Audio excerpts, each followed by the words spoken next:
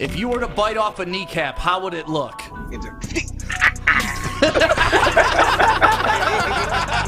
Woodward Sports, let's go. Good morning. Welcome to the Morning Woodward Show. Not Stig, not Joey. Nobody here today. How's everyone doing today? Jeff, how you doing, buddy? I'm doing good. I'm happy to be here, Dad. We're taking over today. Awesome. And who do we have on the couch today? Kennedy, is that you? How you doing, Kennedy? Excited to be here bright and early. Gross day outside. Nice and shiny. Early bird gets the worm. That's the mindset today, okay? Facts. All right, well, listen, we got a lot to talk about today. We're covering Dan Campbell's media antics. We're going over the NFC North power rankings heading into tomorrow's preseason game for the Detroit Lions. We're going into, will Cade Cunningham win the Rookie of the Year? Will Jalen Green? Who's going to come out on top at the end of the season? We got a lot of fun topics coming up today.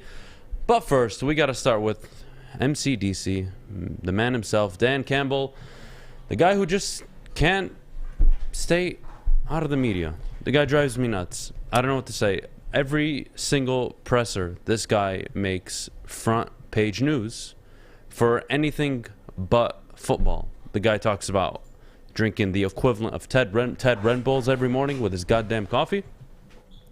The guy talks about there's no turds allowed here. At this point, I just want to see him coach, and I pray to God for every Lions fan that he can coach as well as he talks in the press conferences. How do you feel about Dan Campbell's media antics? Personally, the only people I believe he's ticking off is some fans like Adham, but mostly the media because, listen, players love it and don't give a damn about stuff like this. They love when coaches are outgoing. They love their players. I mean, you see Dan in practice. He's communicating with everybody. He has that type of relationship with players that, I mean, Matt Patricia definitely didn't have. So if you look at it from that standpoint, we're more successful from a coach's relations. But more importantly, the guy's a leader amongst men, man. I mean, you could talk about his antics in the press conferences. Yes. Do we wish he could have used a different word than turd? Probably. I don't care about the word turd. That is not my issue at all. The guy is 4-7 as an interim head coach. He got a 6-year deal with interim head coaching experience. This team is coming off a 5-11 season, 3 completely disgraceful seasons under Matt Patricia and Bob Quinn. The organization has done nothing in your lifetime, let alone multiple people's lifetimes, Jeff, who are probably 20, 30 years older than you. Right. So me sitting here complaining about Dan Campbell, it's not really complaining. It's look at the reality. The guy needs to win football games, but more so than win football games year one, he needs to actually improve the players. Everybody needs to grow. You got to really look for the team to really make strides this year. Are they going to be better on defense? Yes, obviously. They were probably the worst defense in NFL history last season. So there's only up from last season. Then you go into 2-minute drills. How is he going to handle the 2 minutes? Is he going to run the ball? Is he going to play it safe? Is he going to go for it? If he's at his own 25, 30-yard line, are they going to make a push towards halftime to try and get 3 points, 7 points? Who knows? This is what I'm looking for from Dan Campbell. I'm not looking for the guy to make front page news. It's actually very tiring. I could give a shit. Nobody should care about what Dan Campbell says in the media. They should care about his performances day in and day out once the football season starts. And that's all I'm looking forward to. And it's tough because, I mean, Dan Campbell, he's developing constantly as a coach. I mean, he's still learning a lot. And if you look at, especially his days as an interim head coach in Miami, he had that controversial call where he didn't call a timeout to kick a field goal, and he went for it on 4th down, I believe, or 3rd or 4th down, and the half ended. So he ended up losing the game, I think, by less than 3 points or either 3 points or a touchdown. But he regrets that. I mean, that's decision-making that Dan Campbell's going to correct over, as more years he becomes head coach. And we're not just looking at Dan Campbell at him. Years? My God, No, man. but listen, you got to look at the coaching, like the assistants around him. It's looking at Anthony Lynn, the offensive coordinator, Aaron Glenn, the defensive coordinator. Deuce Staley. I mean, he has a stacked assistants under him, and they're all previous players. These are some people that guys can relate to.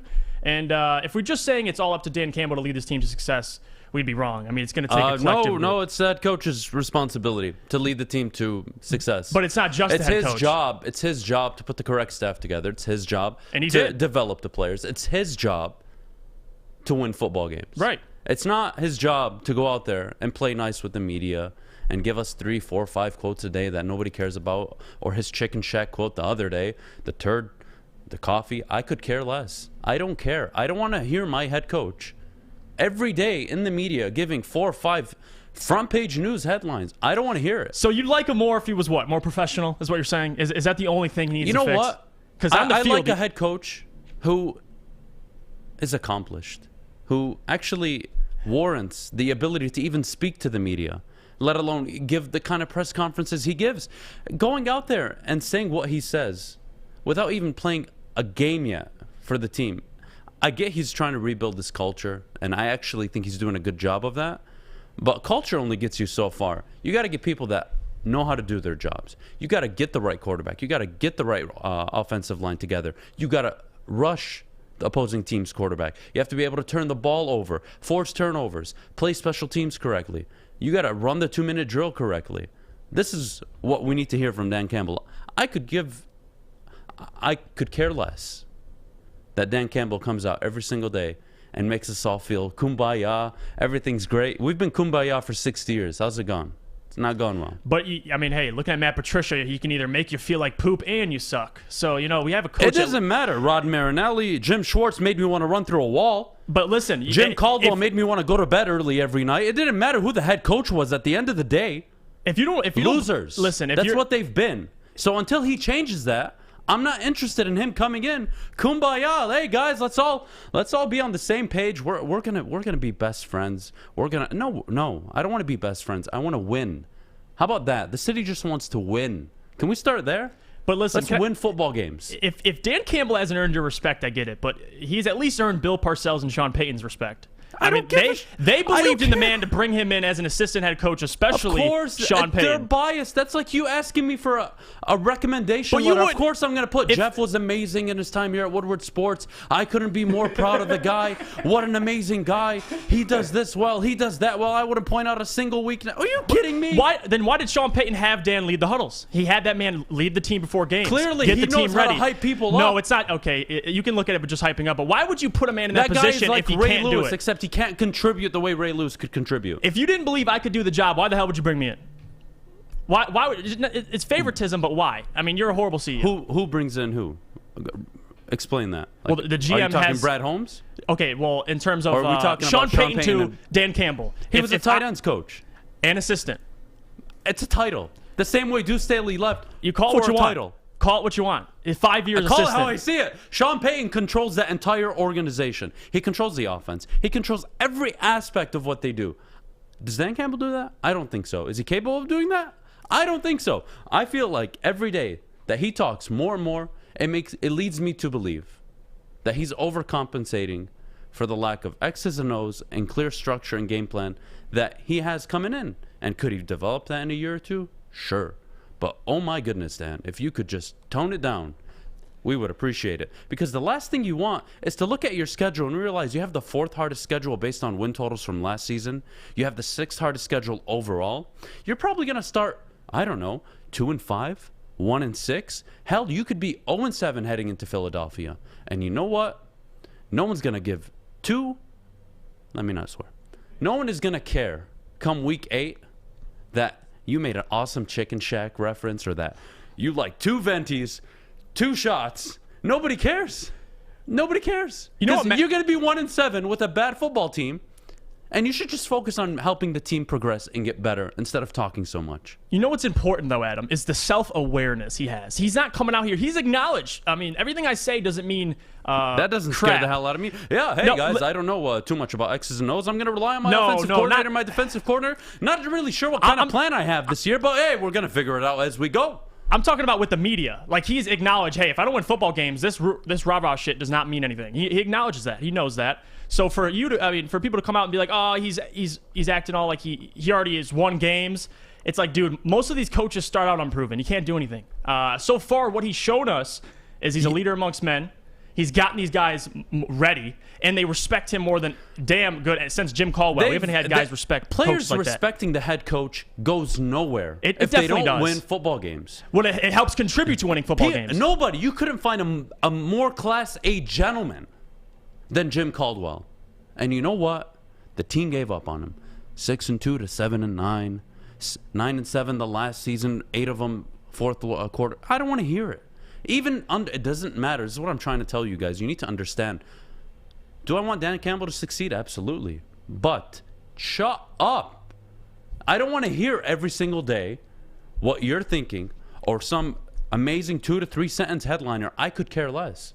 How about you tell me how this team is going to improve? What about you address the wide receiving core? Amon St. Brown has been a great story in camp, but we've seen many stories in camp turn out to be nothing in the regular season. So what should I look forward to? Am I going to look forward to Jeff Okudah, the offensive line, the running game? DeAndre Swift can't stop getting hurt. So why don't you talk about things that actually matter, Dan? That would be very helpful. But we got to head to break.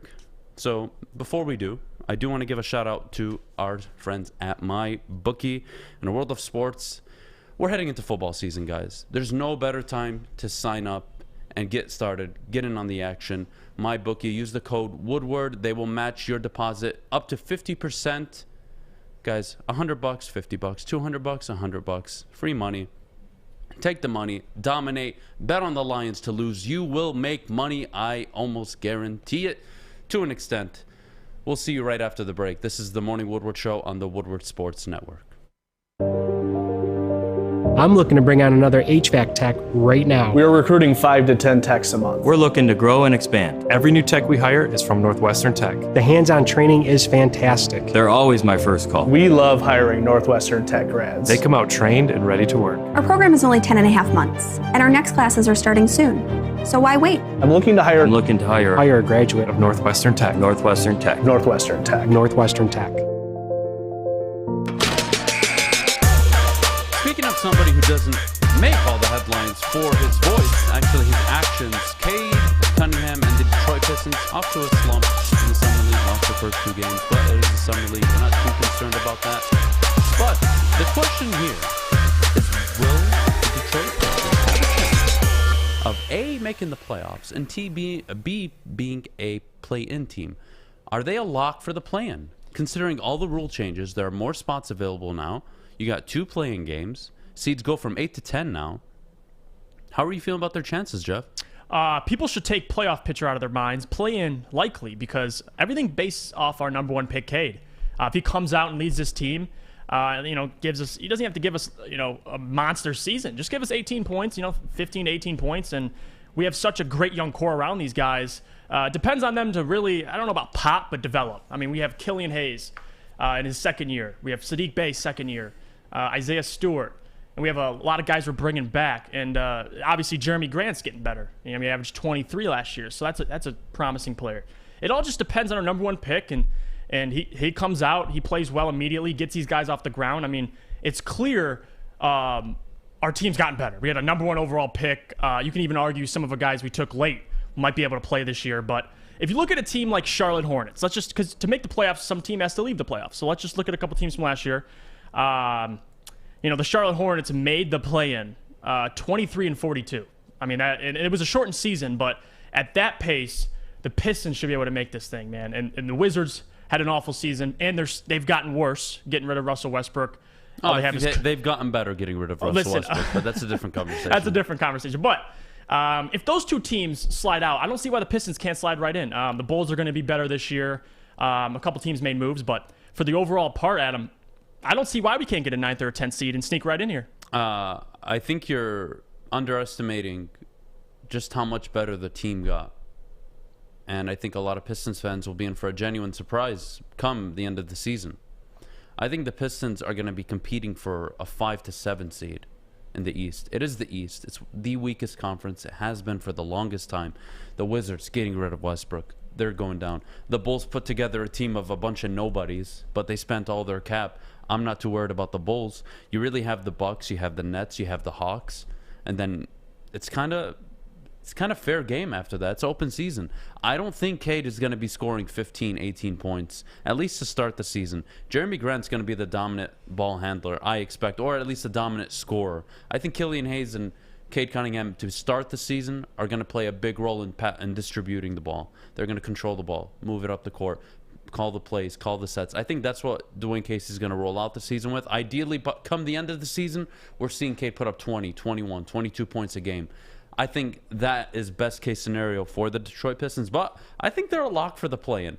Yeah. If they suck, they'll still be in the play-in. The East is garbage. You win 26, 28, even 30 games this season. You're going to be competing for the 10 or 9 seed. It's not much of an accomplishment. I think the team can win 37, 38 games, which will put them anywhere between 5 and 7 in the East. So I think the Pistons are assured for the play-in, a definite playoff team.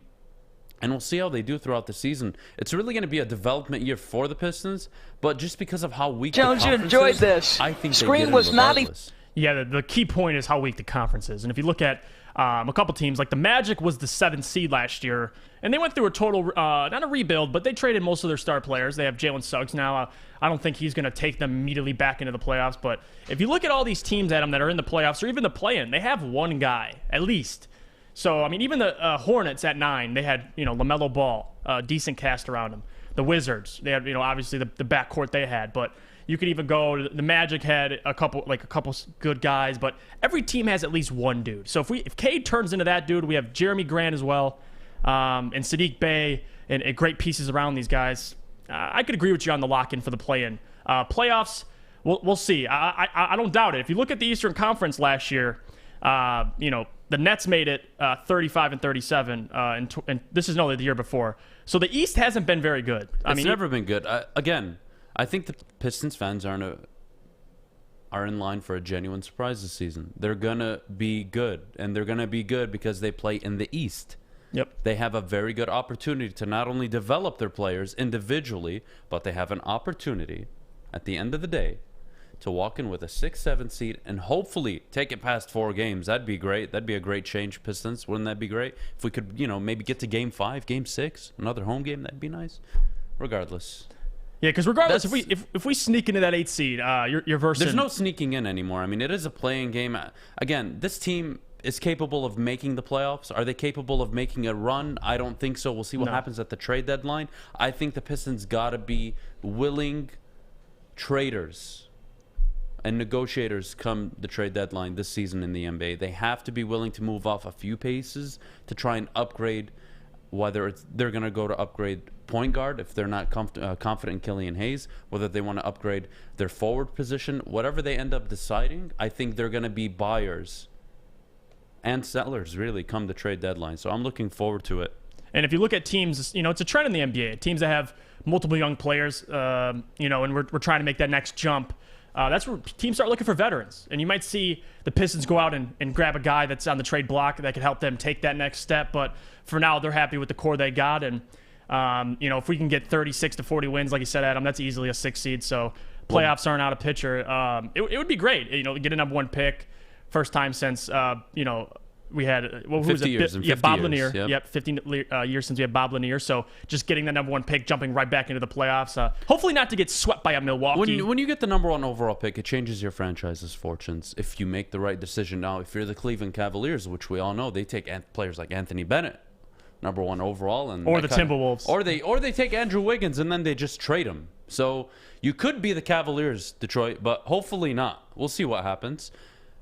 Speaking of the Detroit Pistons potentially making a push for the playoffs, who is your key player that solidifies them not only being in the play-in, but making the playoffs and potentially being sort of competitive in the first round?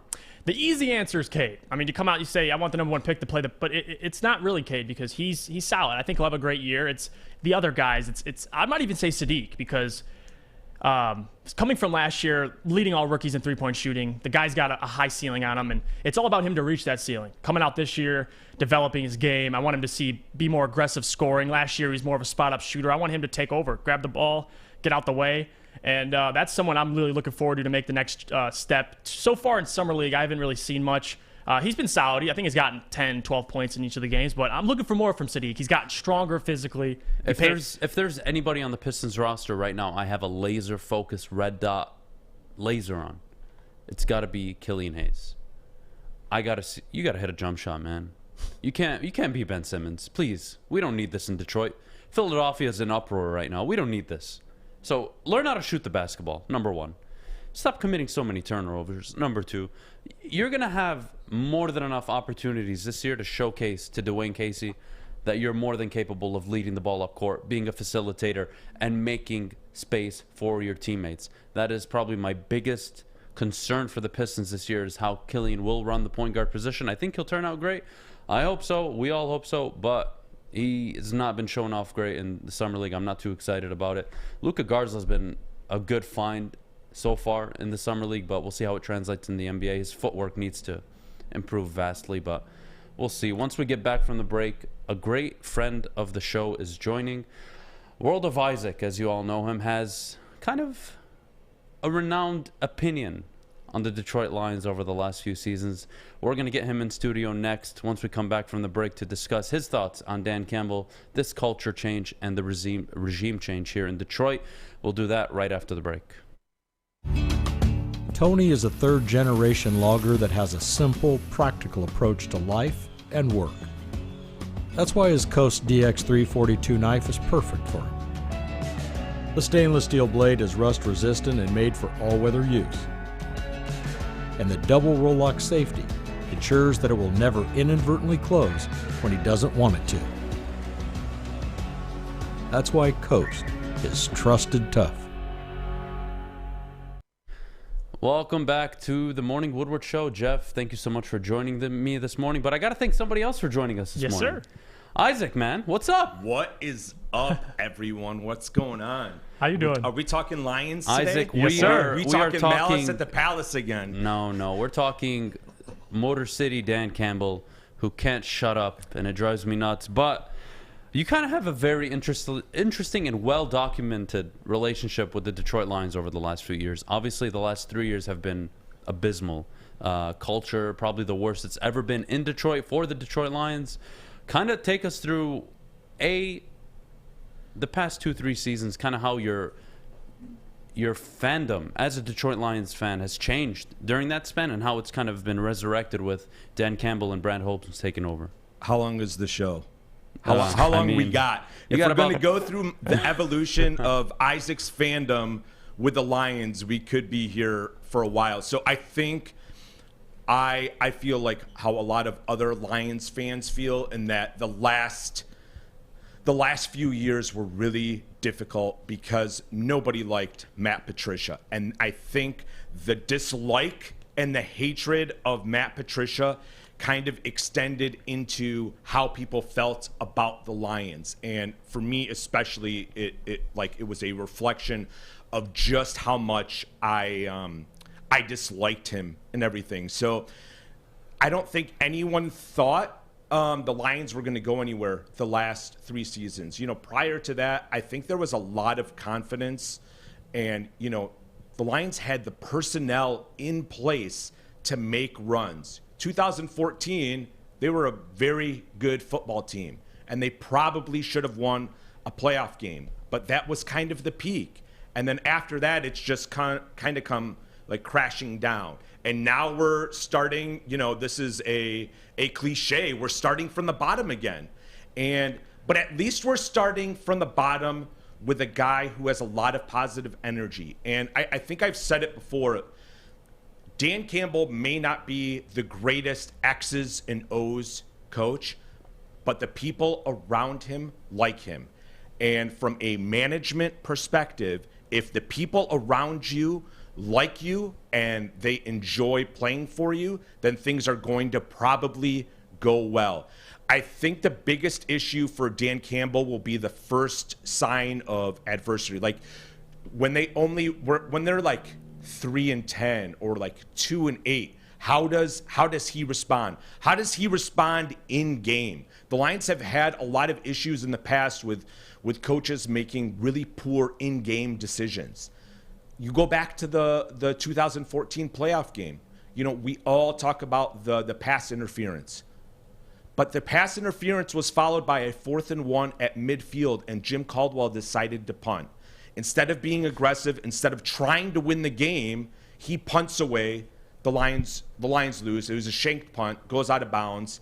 Cowboys come down and score. So Dan Campbell needs to show Lions fans not only all these quotes, and all that stuff is fun and it's great, but we need to see in-game coaching. We need to see how he handles when the Lions stink, because let's be honest, the Lions are going to stink this year. 5, 6, 7 wins is probably the max for this team and the personnel on this team. You kind of hit it on the head, and I brought it up earlier. All of this talk in the media and how Dan presents himself and how he carries himself and this energy and culture, how is that going to be week 8 when you're playing the Philadelphia Eagles and you might be 1-7? Yeah. You might be 1-7. You could be 2-6. Lord knows when you play Philly what your record. It's not going to be pretty. And you touched on it, the decisions, in-game decisions. What is he going to do? Are you going to have 9 men on the field? Are you going to have 10 men on the field? How many times do we have to see that? How many more times do we have to see that? And then this notion that he needs to be aggressive on 4th and inches, 4th and 1s in certain games. I think he has the luxury of doing it all season. I think he can be a complete risk taker because the team is already going to be at the bottom. So he can just go out and kind of build that reputation with the fans like, hey, this is an aggressive coach. But I want to see it when actually there's chips on the table. And this team is 9-6, playing Chicago late into the season, trying to win their 10th game before they go to Lambeau. That's what I want to see ideally in the future. Like, is he going to be willing to lay it all out, go for 2, go for it on 4th and 1, 4th and inches? Is he going to decide not to kick a field goal and maybe go for it and try to get it 7 points instead before halftime? What are the decisions Dan Campbell is going to make? And that's where I'm going to take my next question, is what are your expectations for Dan Campbell and the Detroit Lions this year, outside of their win-loss record? What are you looking to see from this team? So I think I feel the way a lot of fans feel, in that the season isn't a pass, but again, if they can show some progress, the 9 men on the field, like the last year or two, and just like the boneheaded mistakes, that I think is probably going to bother Lions fans the most. That's going to be the most difficult thing to swallow. I think Lions fans will accept 5, 6, 7. I mean, honestly, 7 wins. I think there might be like a ticker tape parade if he can get to 7 wins. But if we can get rid of the boneheaded mistakes, if this team can kind of look functional, and they look better on defense. So the defense has been so hard to watch the last few years. It has been so difficult to watch them, give up 30, 40 points. And you have this super talented offense. You had this super talented quarterback, and it didn't matter because the defense couldn't stop anybody. They couldn't get to the quarterback. So I think if you're asking me like the 2 biggest points, it's got to be improvement with like the dumb mistakes, and the defense has to be better. I think the defense just has to be better. I think the defense will be better just because how bad they were last season. The whole thing is, it can't get worse. It can't be worse. You can't get worse than Matt Patricia's first 12, 13 weeks in Detroit last season. It was abysmal. Jeff Okudah hopefully takes a step up year 2. I think people are really counting on him. You really need him to. You wasted it. Not wasted yet. It's too early to say that. But you did spend a number 3 pick on a cornerback. Not ideal. So I want to say it was a Tracy Walker. Someone on Lions, they were talking about how they just didn't feel confident. They didn't feel like they were in the right positions. And if you watched Jeff Okudah last year, you could tell that there was talent there, but you could tell he wasn't being coached properly, and he was thinking too much. And the whole Matt Patricia scheme of let's keep guys in coverage and let's not send that extra man to the quarterback put a lot of pressure on guys in the secondary, and it didn't work. And the fact that he kept to it, I think, really bothered Lions fans, because they're like, we're doing this same shit over and over, and we're getting shit results for it. Well, I mean, the Lions have done this for the longest time, 60 years actually, where their defense is abysmal. They've never really had a defense. Outside of one season, they actually had a good defense, and you know what they did? They gave up 42 points to the New Orleans Saints. Yeah. That was the one year they actually had a good defense. Well, the defense was good in the playoff game against the Cowboys. That was a good. Against the Cowboys, you had Sue. You had some very good players back there, and again, they should have won that game. A lot of should-haves, honestly, with the Lions over our lifetime. The entire Detroit Lions franchise has been should-have, would-have, could-have, right? Yeah, I'm actually very tired of it. I think what frustrates me the most, again, like with Dan Campbell right now, Here I am. I'm bringing in this energy, this culture, this really good leadership management qualities that I think go a long way with players. But at the end of the day, the players do have to go out and they have to be good football players. You don't win football games unless you're a genius head coach without good players. You need good players, and the team isn't there. They downgraded at quarterback. They downgraded in the wide receiving core. I don't even know what I'm getting out of the linebacking core this year. I have no clue. Somebody explain to me. I expect the secondary to get better. Just on the default, they're so abysmal last season, so they can only get better. I kind of feel good about our special teams. We'll see what happens at the kicker position, but punting, I'm not too worried. Is Jared Goff going to even be even capable of throwing the football? I don't know. This team has so many question marks. The kicker position is really concerning. I mean, so they had 2 to start training camp, and now I want to say they brought in 2 or 3 more guys. You guys, that's concerning. And the Lions have been blessed, extremely blessed, with some very good kickers over the years. I mean, if there's one thing the Lions have had over the course of their abysmal 60-year run, it's kickers. Eddie Murray, Jason Hansen, Matt Prater, and now we're in a position where guys may not be able to kick 40-yard field goals, and that is well, hopefully that a problem. encourages the team to actually try scoring touchdowns. That would be great, and not putting up donuts against Dan Campbell needs to go for it every fourth down. Every fourth down, just go for it, Dan. Until we can get a kicker. Literally, you're one, you get a pass. Andy, right when we come back from the break, we want to talk a little bit more Lions. Expectations, not only for the Lions, but kind of divisional performance. They've been abysmal in the division. We'll talk about that next when we come back from the break.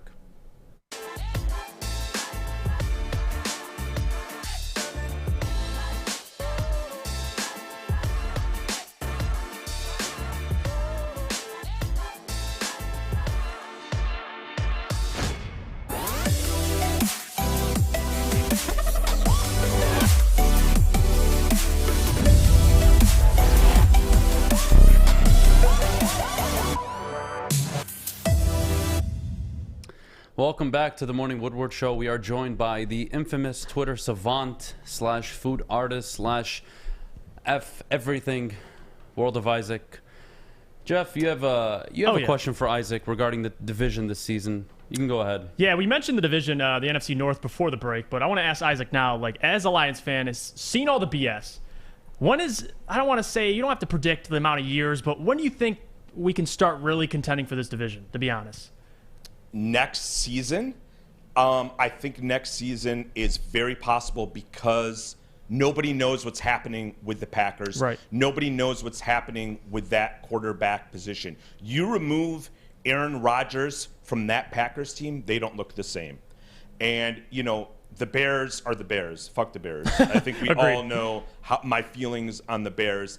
And to be honest, I think the Vikings this year could probably lose several games just because of COVID, and their quarterback has been very adamant about not getting the COVID vaccine, and that could really hurt them in the long run. So ideally, if the Lions were good this year, they could probably make a bigger dent. They could probably go 3-3, 4-2. But because there are so many question marks on the defensive side of the ball, and because our offense has changed so much, there's pretty big question mark at wide receiver right now. Who's the number one? Do we have a real number one? You don't even have a number two. You can't even tell me with confidence you have a number two on the roster right now. I mean, the two guys that they're using, Perriman and Williams, right, as the 1 and 2. I mean, that's... For any Detroit Lions fan to be offended that PFF came out and said the Lions have the 31st or 32nd ranked, especially you are, that they have the 31st or 32nd ranked wide receiving core, you are delusional. I can't help you. This is literally one of the worst wide receiving cores we've seen in the NFL, not just in Lions history. It is abysmal.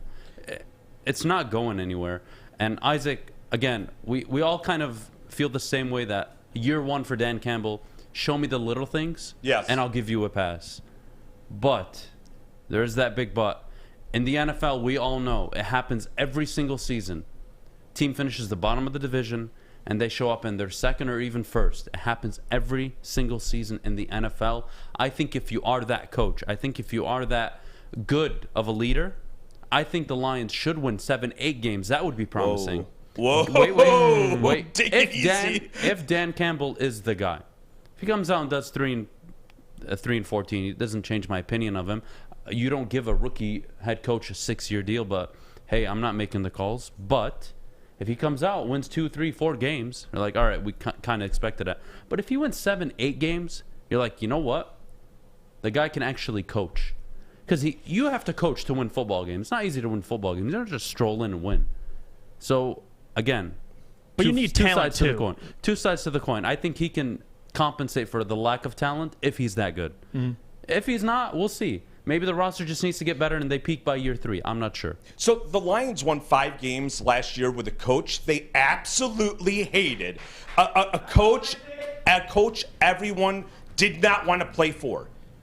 And they still won 5 games with an abysmal defense. I have to think. I have to go into the season. I have to have enough hope that Dan Campbell can win more than 5 games. 6, 7, I definitely think is a possibility. When we're getting into 8 and above, That's where I think he shows his I don't think they have the personnel for it. I don't think they have the depth for it. I've seen coaches in the NFL every single year. They overcompensate for what they have. You've seen the Panthers win more than enough games, and they had McCaffrey out the whole season, and Sam Darnold was out half the season, and they used the XFL quarterback, and they still beat the Lions and won football games. Again, I think if you have the right coach in place, which we're going to find out with Dan Campbell, I think this team should win minimum 5, and they could win 7 or 8, given the coach, but given the schedule, given the roster. I think we all can expect 3, 4, 5 wins is probably the most they're going to get this season.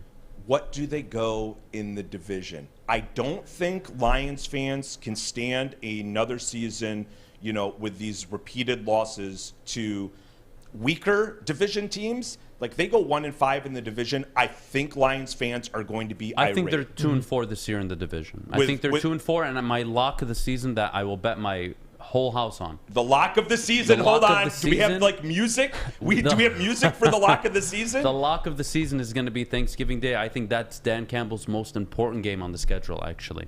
He needs to win on Thanksgiving. It hasn't been done in a while.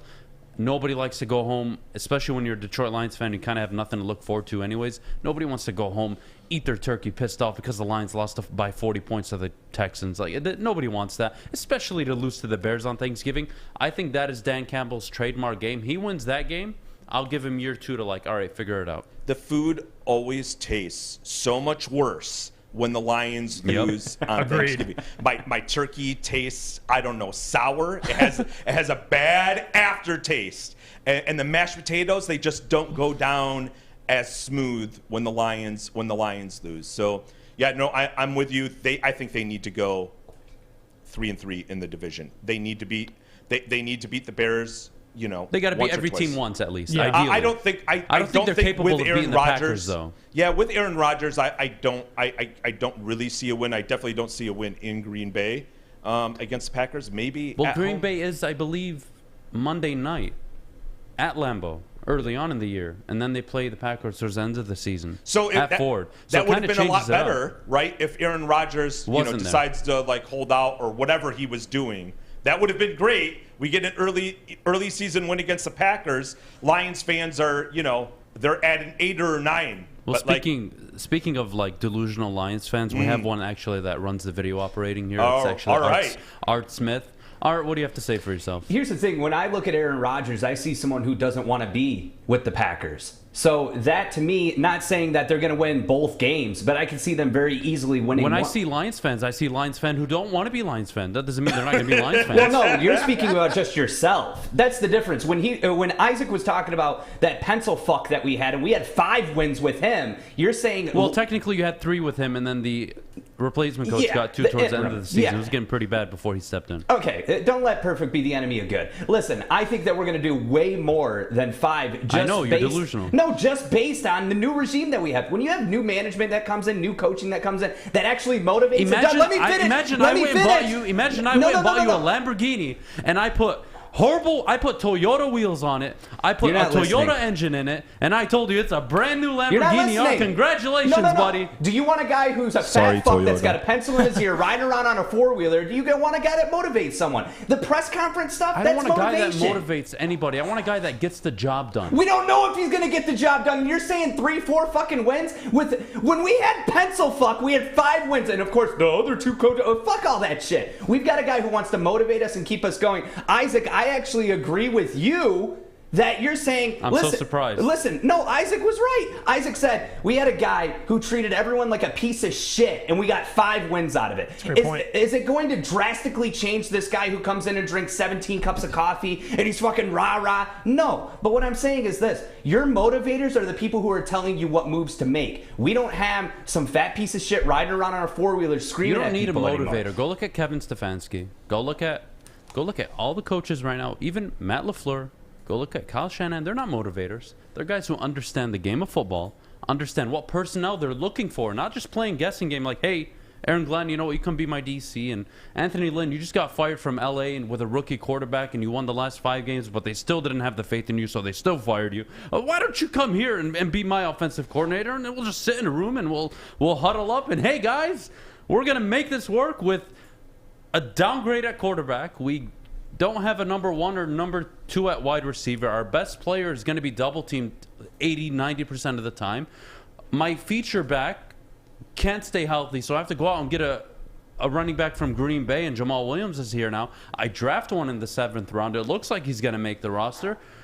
No, the team is not winning 10 games. Get that out of Not your with that mind. attitude. It's not going to happen. And I promise you, this team will not win 10 games. I do agree with Isaac, though. I think next year you could see the team winning 9-10 games, going for a playoff push. I still think they're 2-3 years away from competing for the division, though. Wait, can we put Art's prediction in stone? That the 10-7, can we put it in stone somewhere in the studio and just every Monday morning just stare at it for like 5 minutes and we say We're this trying to develop a culture here, Andy, that is about winners, about people that are willing to do whatever it takes to win, grind every day. We're not trying to make a culture of delusional people that work here. We're not going to do that. We're not going to do it. We can make a shrine of every losing season the Lions have had and spit on it every day. That would be good team building. Wait, but if the Lions go 10-7, Art deserves his own show at least once a week. I'm cool Let's with give that. Art his own show if the Lions go 10-7, because that would be miraculous. It would be amazing. It would be awesome. That honestly, very incredible. I have actually something to say about that later on in the show. We're going to be doing a topic called 5 Things You're Rooting For. And one of the things I may be rooting for is that 10-7. We'll discuss it later, but we got to go to break. Andy, thank you so much for joining. It was great having you on the show. Jeff, thank you again. Fish, Art, we will be back right after the break to discuss some popcorn. Not really, but things got hot on Undisputed yesterday between Jenny Taft and Skip Bayless. We'll tell you what happened next right after the break. Hi, I'm David Hall from Hall Financial. And at Hall Financial, we treat our clients like family. And our number 1 priority is giving each of our clients 5-star service. Our passion for 5-star service, combined with our expertise, allows us to find the best possible solution for refinancing your home loan. We take the time to focus on both the individual and the numbers. We're going to walk you through the process and close your loan in half the time of our competition. Go to davidhallmortgage.com today. Welcome back to the Morning Woodward Show. Jeff, Kennedy, Art, Fish joining us today. And thank you, everybody at home, joining us today. There was some fireworks that popped off yesterday on a national TV show that people watch. Jenny Taft and Skip Bayless got into a heated argument over Skip's comment on Mike McCarthy's weight. Now, before I turn this over to Kennedy for her to break it down for us, I do have to admit I do not like Mike McCarthy, so I may be biased towards this subject. But Kennedy, could you explain to everybody at home what exactly happened and what the issue was? So basically, for context, they were discussing Hard Knocks.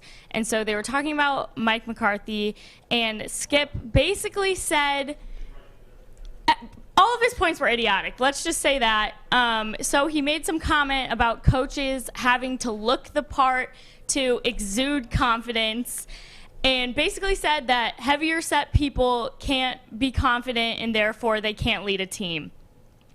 And so that's when Jenny came in and was like, yo, what the hell? Like, my college coach, who I love and adore, was overweight, and they were a great coach. And then he was like, well, I don't think that's fair to say. And she's like, well, I didn't think that was fair for you to say that. And then they just went at each other, like, hard. And then Shannon was like, it's okay, like, we're a team. And then Skip goes, no, we're not. It was, I don't know. I, like, had no words for that. If I was sitting up at a desk in between those two dudes and he looked at me and said, no, we're not a team, I understand it's Skip's show. I would have told him to freaking kick rocks, and I would have left that desk. So I have a lot of respect for Jenny. Let's address what happened.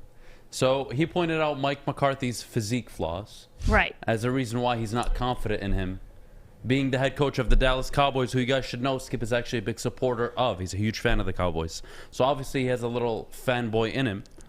To where when he discusses the Dallas Cowboys, he'll use anything and everything to kind of get his opinion out. Now, having said that, I don't disagree. Mike McCarthy doesn't have the best physique. Now, does that guarantee that he's not going to be... Let me finish. Okay. Does that mean he's not going to be a great coach? No, I think that's a bit obscene. Bill Belichick, out of shape. Bill Parcells, out of shape. Andy Reid, the guy who slammed a quadruple cheeseburger after the Super Bowl. Like, physique doesn't really... dictate anything, but you know what? Physique does tell me a lot about who you are. So when you're Mike McCarthy, and you have as bad of a season as you had, I don't see why I can't take personal shots at somebody who led my team to a 4 or 5 win season. We're picking low in the draft. Like, no, I personally have zero faith in Mike McCarthy. I think he's a bum. I think he should be retired. Honestly, this guy should have never gotten the Dallas Cowboys job. Not that I care, but just based off his record, he was thrown out of Green Bay. Matt LaFleur comes back-to-back 13-3 seasons, back-to-back NFC Championship seasons with the same core roster. I agree. Mike McCarthy doesn't have what it takes to lead the Dallas Cowboys to where their delusional expectations. Speaking of delusional expectations, you want to talk about very similar fan bases? The Detroit Lions and the Dallas Cowboys when we're talking about delusion.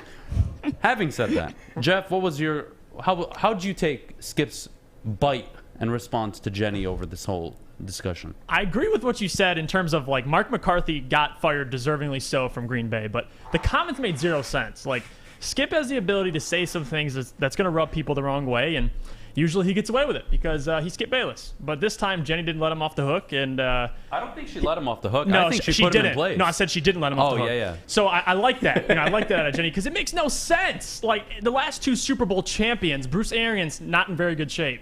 Andy Reid, the king of cheeseburgers. It doesn't matter. That's irrelevant. Now, Mike McCarthy's coaching ability, you're rightfully so. You can judge because there's a reason why he got his behind kicked out of Green Bay, and now with Dallas Cowboys not doing much, but it has nothing to do with the man's You can link it, though. physical. You can make the argument. Listen, trust you me, literally Kennedy. cannot. I can. He has won a Super Bowl, and he has also won Coach of the Year, and he was in the same shape. You could associate poor decision making with overeating. I promise you can. When you overeat, oh my god, your body is really like sloppy and slow. So this guy probably goes into the games like freaking stuffed. You act and like he's making horrible decisions. Listen, I'm just saying, he could be right. Adam, I don't want to. Adam, you act like McCarthy's shoving down Snickers before the game. You don't know that. You don't know that. You can't tell me you're acting like it. He damn well could. He damn well could be shoving 4, 7, 10, 15 Snickers down his throat, and that's why he can't give Zeke the ball on first down when they're like one of the best running teams on first down in the NFL. They have one of the best O-lines, but they still don't run the ball on first down. Like, I don't know what to say or do for the Dallas Cowboys. All I know is regarding Skip's comments, I do think they were a little bit out of line. I think Jenny did a good job of kind of putting him in check. Kennedy, how did you feel about the whole back and forth? I know he bit back at her, so did you have a problem with that? Oh, I completely had a problem. First of all, I don't think you treat coworkers that way, especially on air. Like, what are you doing? What are you doing to announce that you're not a team and just having that this is my show kind of thing. I mean, all over Twitter, it's like he's going to send her back to doing college basketball sidelines. And did he say that? But people are saying that's what's going to happen now. I've seen the Twitter world react, and it's a very common thing that Skip Bayless does with everybody that sits in the middle seat for him over all of his career. So again, right. I'm not surprised by it. I mean, he just spews crap, and that's his thing. And well, if he's a piece of crap, then Mike McCarthy's a bad coach who's overweight. Even with Joy Taylor, like Skip and Joy Taylor used to get into it too. Like every woman that steps foot on that set seems to get into it with Skip. I mean, you heard Shannon. He's Kennedy, always do you think that's a gender issue with Skip? Given he's 69 years old, he kind of has that a little old mindset. Do you think that is kind of associated on how he treats not only his what do you want to call them, his moderators or whatever you want to give the title, his co-hosts that are female, because he has had male moderators in the past, but also again consistent, treated them the same way. Well, okay, well that's interesting, but I think he is certainly outdated. I mean, we are in a place where like the body positivity movement is a big thing, and you know, women in sports are on the rise, and maybe he's just not behind those things. Maybe he's behind and stuck in his old ways. I mean, I didn't agree with any of his comments that you can't be confident in a bigger body. I think that's just I think you can be delusionally false. confident in a bigger body. I just don't think you can be ultimately confident. Or what? No, I think when you are arguing about sports or politics or anything, the second you start swinging out personal insults, you're losing the argument. Yeah. That's exactly what it is. If he would have attacked him with facts, he did though. He said he's a very bad head coach, and that's fine. His physique is one of the main problems. That cannot be the main problem. That is again, if I'm walking into work, guys, and I'm showing up on this desk and I just chugged 15 Snickers and my stomach is hitting the desk and Art can't fix the camera shot, is that Art's fault or is it my fault? Whose fault is it? We need to get a bigger desk. We don't know. See, no, you don't do that. Listen. You guys are awful. You guys are supporting people being unhealthy. I don't like this. Listen. Give me a break. Speaking of breaks, we got to take a break. But Jeff, if you could, tell us about our friends at Northwestern Tech, please. I'll tell you, baby. I don't know if anybody at Northwestern Tech has weight issues, but if you're looking to start a new career in an industry that is essential, the heating and cooling industry, learn more today by visiting northwesterntech.edu. Would you like to win a custom-built chopper while helping our veterans at the same time? Then watch as we turn this bike into a one-of-a-kind classic chopper. Watch the Call Sam Chopper Shop on our social media channels and get your raffle ticket today at callsam.com/chopper shop.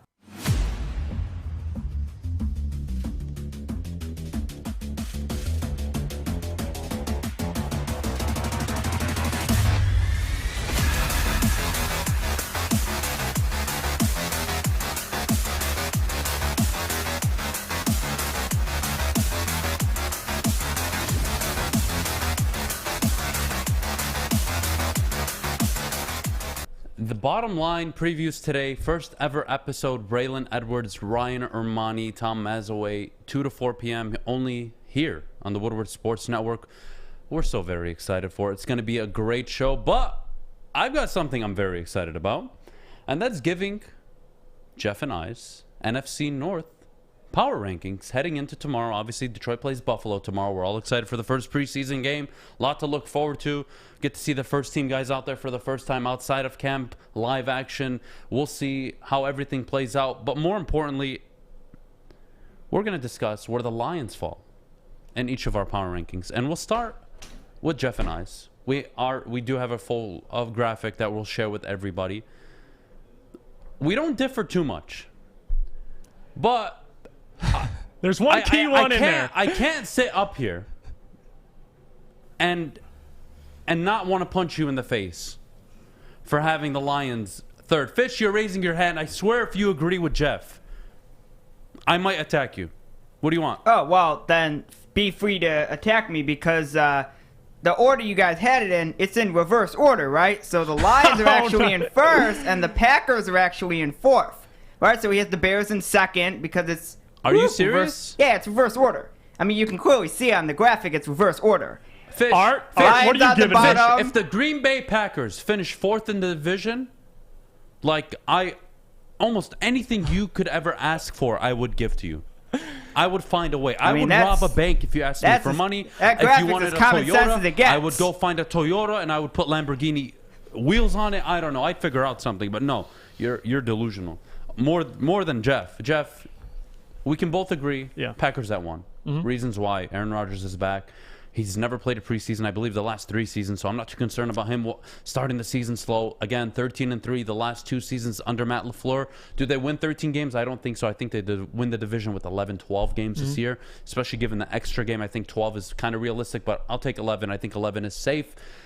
Minnesota at number 2, we both agree on it. Yep. They missed their defense all of last season. Dalvin Cook had a really good season. Hopefully, if he stays healthy, that team will be a problem in the division. And now we disagree. Art, if you could, you have the Detroit Lions at number 3, and I have the Chicago Bears at number 3. Can you please give me one good reason why you have the Lions where they are? Obviously, we can't base reasoning off last year. It was a bad year last year, but this is my preseason rankings. Going into the season, we'll start position by position because at quarterback, I believe we have a better quarterback than the Bears by far. Justin Fields, we don't know. Now. We don't know. Yeah, we don't know about Justin Fields, so I'm just going to stick it as Andy Dalton. We have a better quarterback, better offensive line than the Bears. Obviously, adding Penei Sewell helps that a lot, and we've known the Bears haven't had a great offensive line, even going back to last year. And we'll start better tight ends than the Bears. We have better weapons. Except for on the wide receiver core. I will give you that. They have Anthony Miller, Allen Robinson, but if you don't have a dude who can throw the ball to him, it doesn't mean absolute anything. So we'll start with the defense. Besides Khalil Mack and Eddie Jackson, they're not deep at all. And Eddie Jackson had a bad year last year. Had 0 interceptions. And so, hey, if you're relying on your defense, good luck because I think Jared Goff is going to surprise a lot of people this year. Not in terms of, like we were talking about earlier, 9-10 and whatever wins. I'm just talking about in general. I think the Bears aren't that started special. The season 5-0 last season. With Mitch Trubisky, who they got rid of, and now they have Andy Dalton in there. True. So but do you actually expect Andy Dalton to play a majority? So 17-game season, you're expecting Andy to play 9 or less games? I don't know if you gave an over/under, what would your bet be for Andy Dalton? How many games does he play? I don't think he plays more than 3 or 4. Wow. They're going to turn to Justin Fields. They need Justin Fields.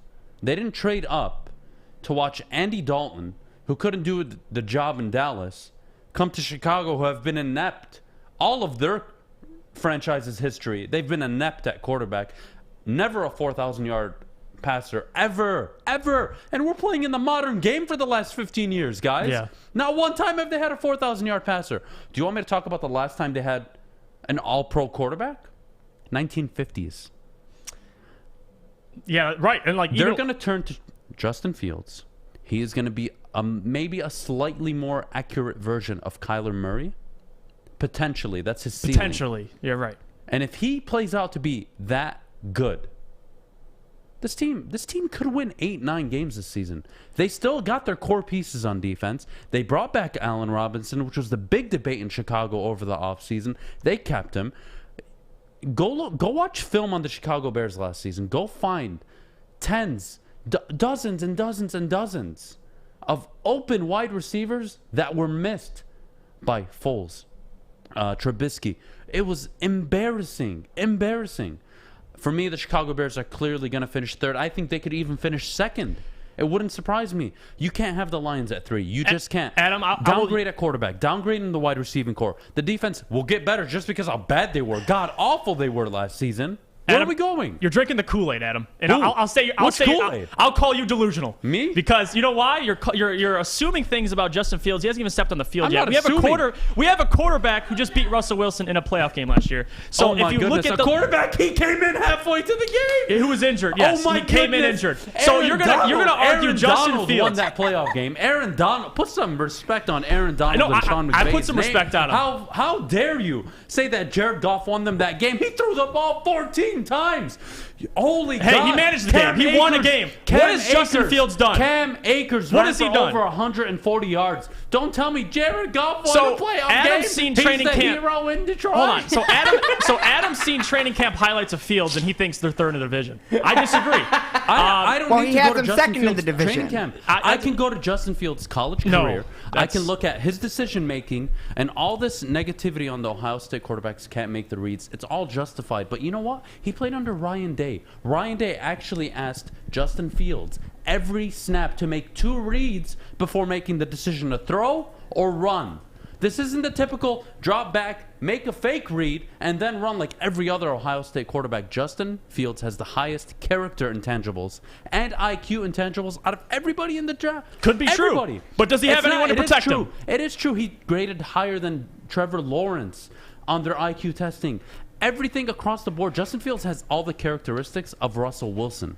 And I think that's even his better ceiling, that he could be a Russell Wilson in this league. If Chicago gets this right, they're going to be 2nd or 3rd in the division. The Lions aren't in a rebuild. They don't have a good enough team. They're going to finish 4th. Again, this is our power rankings. This isn't where they're going to finish at the end of the year. But going into the season, they have to be 4th. They finished 4th the last 2 seasons. Why would you have them anywhere but last? They're a dead last organization. They should be nowhere other than 4. Everyone's new. Hey, a lot of new pieces on the team. You could say they've gotten worse, but sitting here, imagine a team finishing 4th. They got worse, and we're still going to put them at third because golly, I don't know if they got worse. I mean, Jared Goff, I think, will fit better in this system. Like Anthony Lynn, they want to run the ball. They want to run the greatest last offensive year, minds in the Matthew NFL. Staff. That is not how Matt Patricia operates. They don't run the damn ball, dude. You know what? Adrian I'm Peterson tired was of giving excuses for every Detroit Lions Let player ever. I'm so tired of it. Jared Goff played under Sean McVay. That Doesn't was the matter. He's at least played in the NFL. He's at least played in the NFL. Imagine in his career. He came into the league with Jeff Fisher, played 7 games. Oh, I don't know, lost all 7 games. Looked like a complete loss. Threw 5 touchdowns, 7 interceptions. Had no idea what he was doing. Sean McVay shows up. Boom, 11 wins. Boom, 13 wins. Boom, they're in the Super Bowl. Like, no, Sean McVay is going to give Matthew Stafford the same opportunity that Jared Goff had. And Lions fans, prepare yourselves. It might just happen. This guy might win 1 or 2 playoff games this year, given it's a top 5 defense. It's the #1 defense last season. They're only getting better. They've loaded up. Yes, they've lost Cam Akers, but you know what? You know what offensive, smart-minded coaches do? They adapt. And when you have a quarterback like a Matthew Stafford, who's actually a good quarterback, you can actually do something with it. You can try new things. You can add new plays. You can run more deep crossing routes. You can run more go routes. You could expand the offense so much and get your way with defensive setups pre-snap. I don't want to hear that Jared Goff is in a better situation now than he was prior. The receiving core is better in LA. Tight ends are better in LA. Everything is better in LA. The weather, everything is better. I'll give in you LA. weather. The organization's better in LA. Everything is just chilling in LA. Listen, he came to Detroit. If you want to pull, it's been raining like hell the last 4 days. If you want to pull that argument out of your behind about he had Sean McVay, I'm going to say the same about Justin Fields. He had Ryan Day. He had a great team around him. He's going to Chicago Bears. We're comparing a rookie quarterback to a quarterback that's been in the league 6-7 years now. Making my point. Has declined the last 3 seasons. No. Who can't stop turning the ball over, to a rookie quarterback who hasn't thrown a football in the NFL. Right. That is impressive. It makes no sense for you to compare Justin Fields and so put glad him you said that. 3rd in the division. It doesn't make any sense. It doesn't. To put Justin Fields as 3rd in the really division. Doesn't. It makes I zero didn't put sense. Justin Fields. I put the Chicago Bears. With who as quarterback? With who? Andy Dalton? You could give me Andy Dalton for 17 games, hell and no. they'll still win more games than the Detroit Lions. If you got Andy Dalton in there, you're done. You could give me our quarterback for What the did he Chicago do with the Bears. Dallas Cowboys? They'll still win more What did football he games. do with the Dallas Cowboys? With that team was He way won better. more games than the Lions did last season. That's what he did. Oh, you can. A lot of teams won more games than the Lions did. I know. Once everything kind of falls apart, it's all whatever. No. Oh my goodness, Adam, you're killing me. You're crazy. Honestly, I'm going to give you the opportunity. Oh, okay, thank you. Jeff has the Lions not finishing. He has the Lions 3rd in the preseason power rankings going into the preseason tomorrow night, playing the Buffalo Bills. We're all jacked up. Football's finally back. I can't wait. Where do you think the Lions should be heading into the season in the NFC North? Where should they be ranked? We're talking power, or like a Where should they be preseason? ranked? Should they be ahead at #1 where the Packers are? Should they be at the bottom where I have them? Should they be 2nd or 3rd? Am I overlooking them? Give me a reason outside of what Jeff just said for why the Lions should be higher in the power rankings. I don't think that they should be higher in the power rankings. They should starting be this season. Starting this season. Wow. But as the season goes, I could see them at a solid 3. I don't see them competing at the. I need to 3 see or 4. I need an answer. 3. Oh, There you go, Art. That's my. You people are what ruin Detroit football. Well, it's what? fans like you that this organization has been garbage for 60 years because you allow it to be garbage. Because you walk in, oh my God, We're going to win 10 games this season. No, but it has I am nothing so to do with that. excited. No, listen. You guys have no idea. Jared Goff, he won a playoff game. We're going to win because Jared Goff won a playoff game and because Stafford did, and that's why we're going to win. But we don't pay attention that they downgraded at wide receiver. We don't pay attention that they downgraded at quarterback. We don't pay attention to everything because we're Detroit Lions fans and we're delusional. And it's all good. But we're going to end it here. We're going to hit the break. When we come back, we're going to talk about some awards we need to give out heading into the basketball season. We'll discuss that right after the break. I'm looking to bring on another HVAC tech right now. We are recruiting 5 to 10 techs a month. We're looking to grow and expand. Every new tech we hire is from Northwestern Tech. The hands-on training is fantastic. They're always my first call. We love hiring Northwestern Tech grads. They come out trained and ready to work. Our program is only 10.5 months, and our next classes are starting soon. So why wait? I'm looking to hire Hire a graduate of Northwestern Tech. Northwestern Tech. Northwestern Tech. Northwestern Tech. All right. Lions heading into the preseason. Jeff has them third in the division. I have them dead last where they should be, where they've been for 60 years. But regardless, we got a little more positivity to talk about right now. We got a friendly debate on whether Jalen Green, Kate Cunningham, it could be Evan Mobley, could be Jalen Suggs out in Orlando. Who is going to win the NBA Rookie of the Year? Jeff, I'll start with you. Who's your guy, and give me the reason why? What are you looking for in the Rookie of the Year that's going to separate them from the rest of the class? It's a two-man race. I mean, it's Jalen Green, Cade Cunningham, and the argument for Jalen Green is he's going to put up points. I'm not sure about the other stat categories, but the guy can score. He's a gifted scorer, and he's in an opportunity right now in Houston. He's going to get the ball. They just lost a premier talent in James Harden, and they're drafting a guy who's similar in ability. So they're going to want him to step up, and they're going to want him to put points on the board. He could easily win it, but I'm going to go in my point of view, and I think it'll be judged on both sides of the ball. I got Cade Cunningham because if you look at the last 4 to 5 Rookie of the Years, they've either led their team in assists or rebounds. They've been effective on either side of that on that end, and I don't see Jalen Green doing either of those. I mean, he's going to put up points, but I think Cade will be more valuable in the assist category and the rebound category, and he'll be playing defense. So, I mean, the last really scorer to win Rookie of the Year, besides Malcolm Brogdon when Embiid should have won it, was Andrew Wiggins, and that was in 2011. Every year, it's been a guy who can pass the ball, or Karl Anthony Towns who can rebound the ball. So I got Cade Cunningham. I got confidence in the guy, and especially in Detroit where he's going to look better. I mean, I think we have a young, better team than the Rockets. They got more proven pieces, John Wall, whatever. But I believe in the Pistons. I got Cade Cunningham. I think it's the complete opposite. I think everything you said should be vice versa. Jalen Green is going to be the dominant ball handler in Houston. It's not even a debate. We all know it. His usage rate is going to be in the top 12 in the NBA this year. He is just going to put up insane numbers. It's not going to be a debate. Cade Cunningham has already shown his game. He's unselfish. He's willing to play off the ball. He's willing to command the ball. He's willing to be a vocal leader. He's going to average 14, 6, and 5, 14, 4, and 7, something along those lines. And Jalen Green's going to put up 22, 5, and 4. And it's not even going to be close. He's going to get 3-4 assists a game. He's going to get 4, 5, 6 rebounds. Every guard gets rebounds in today's NBA. So you know that stat sheet's going to get filled up. So the guy's already proven he's going to score in the league. He's played in the G League. He's more ready to adapt to the NBA game. And that's why he's been so dominant in Summer League.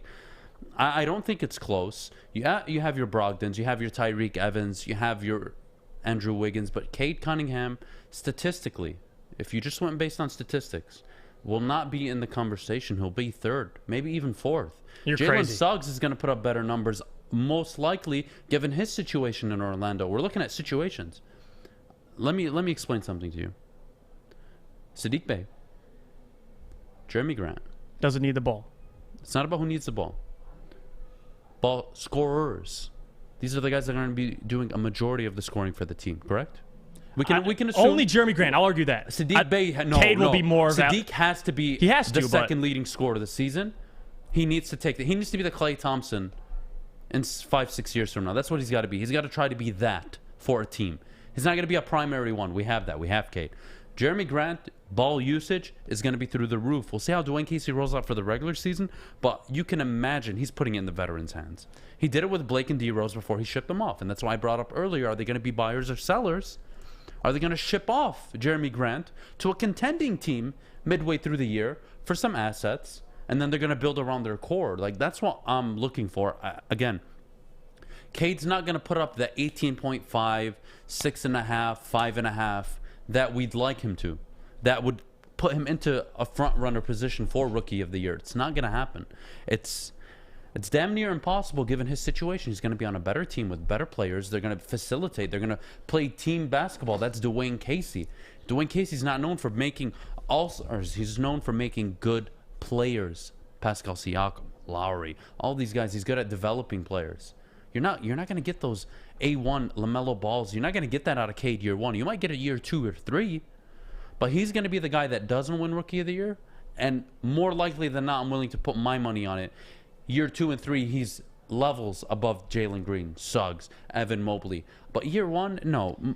Green has the most ideal situation you could have for a rookie if your sole target was to win a Rookie of the Year. You're going to have the ball in your hand the majority of the time, and you're on a bad team, so nobody's expecting you to win. So when you put up 23, 24, 25 points, everyone's like, wow, when they get the pieces right around him, he's going to be good. I will counter with this. The last Rookie of the Year to average 20 points in the last 6 years is Luka Doncic, and he's a once-in-a-generation type player. So Jalen has the ability, yes, he's a scoring machine, but if you look at the Houston Rockets, they have more veterans. They have more guys Jalen's going to have to appease. Yes, he's the man, but they have Christian Wood. So. I think John Wall is still a rookie. No, John Wall is going to want I don't care that he's in year 12, 13. He acts like a rookie. Character's a rookie. He's going to get hurt. That's all he knows how to do is get hurt and get paid to do it. It's actually impressive. If you could find a career where they pay you to be hurt and handsomely, I wouldn't complain about it. So, no, again, Jalen Green is going to be the ball-dominant one. They have nothing around him. They're going to be sellers and buyers that come trade deadline in Houston. They're going to want to surround. If anything, they want to suck so bad that they finish with a 2nd or 3rd overall pick this next draft, and then boom, the future of Houston is all set. That's what they're looking to do. They're not trying to be a 6, 7, 8 seed like the Pistons. Our Pistons are trying to make the playoffs. Anyway, what I was saying was on the Houston Rockets, listen, John Wall is going to he's going to have the ball, dude. He averages 6+ assists every year. That is his job. He's the ball handler. Jalen Green, he's going to put up points. I disagree. I don't think he'll put up 5 rebounds, 5 assists. He's not that player. We saw him in summary at least the last 2 games. Empty. His defensive stats, empty. I don't care about defensive stats. It matters, though. The points, rebounds, and assists. It matters, though. And Jalen Green, given the game of basketball, not who he plays with, Cade will get the same amount of rebounds. But he's with younger players. It doesn't matter. That means he has more authority. He can do more. If Goran Dragic can average 4.5 rebounds a game, I'm pretty damn sure Jalen Green, who is leaps and bounds more athletic, can jump up and get 5 boards a game. Okay, I'll give you the rebounds. Today's NBA, he'll get the 5 rebounds. Whether or not he'll get more than 4 assists, I'll agree on. I don't think he can get more than 4, but we'll see how the team plays around him. We'll see if he's going to be a willing passer. When he cuts to the lane, is he going to try to draw contact, or is he going to dish it out? Like, we know what Cade is. Cade's going to dish out. He's going to be easily over 5 rebounds and assists a game. It's not even a question. It's the points that I'm concerned of, given the team that surrounds him. Listen, I still have Cade, because I think the defensive side of the ball matters. I think he can give you 15, 5, and 5, whatever it is, 16, 5, and 5. If he's playing defense, I don't see why the rookie there doesn't go to the guy. If I were to make a case for Cade, it would be that let's say 15, 5, and 5, to use what you just put out, right? He plays very good on-ball defense.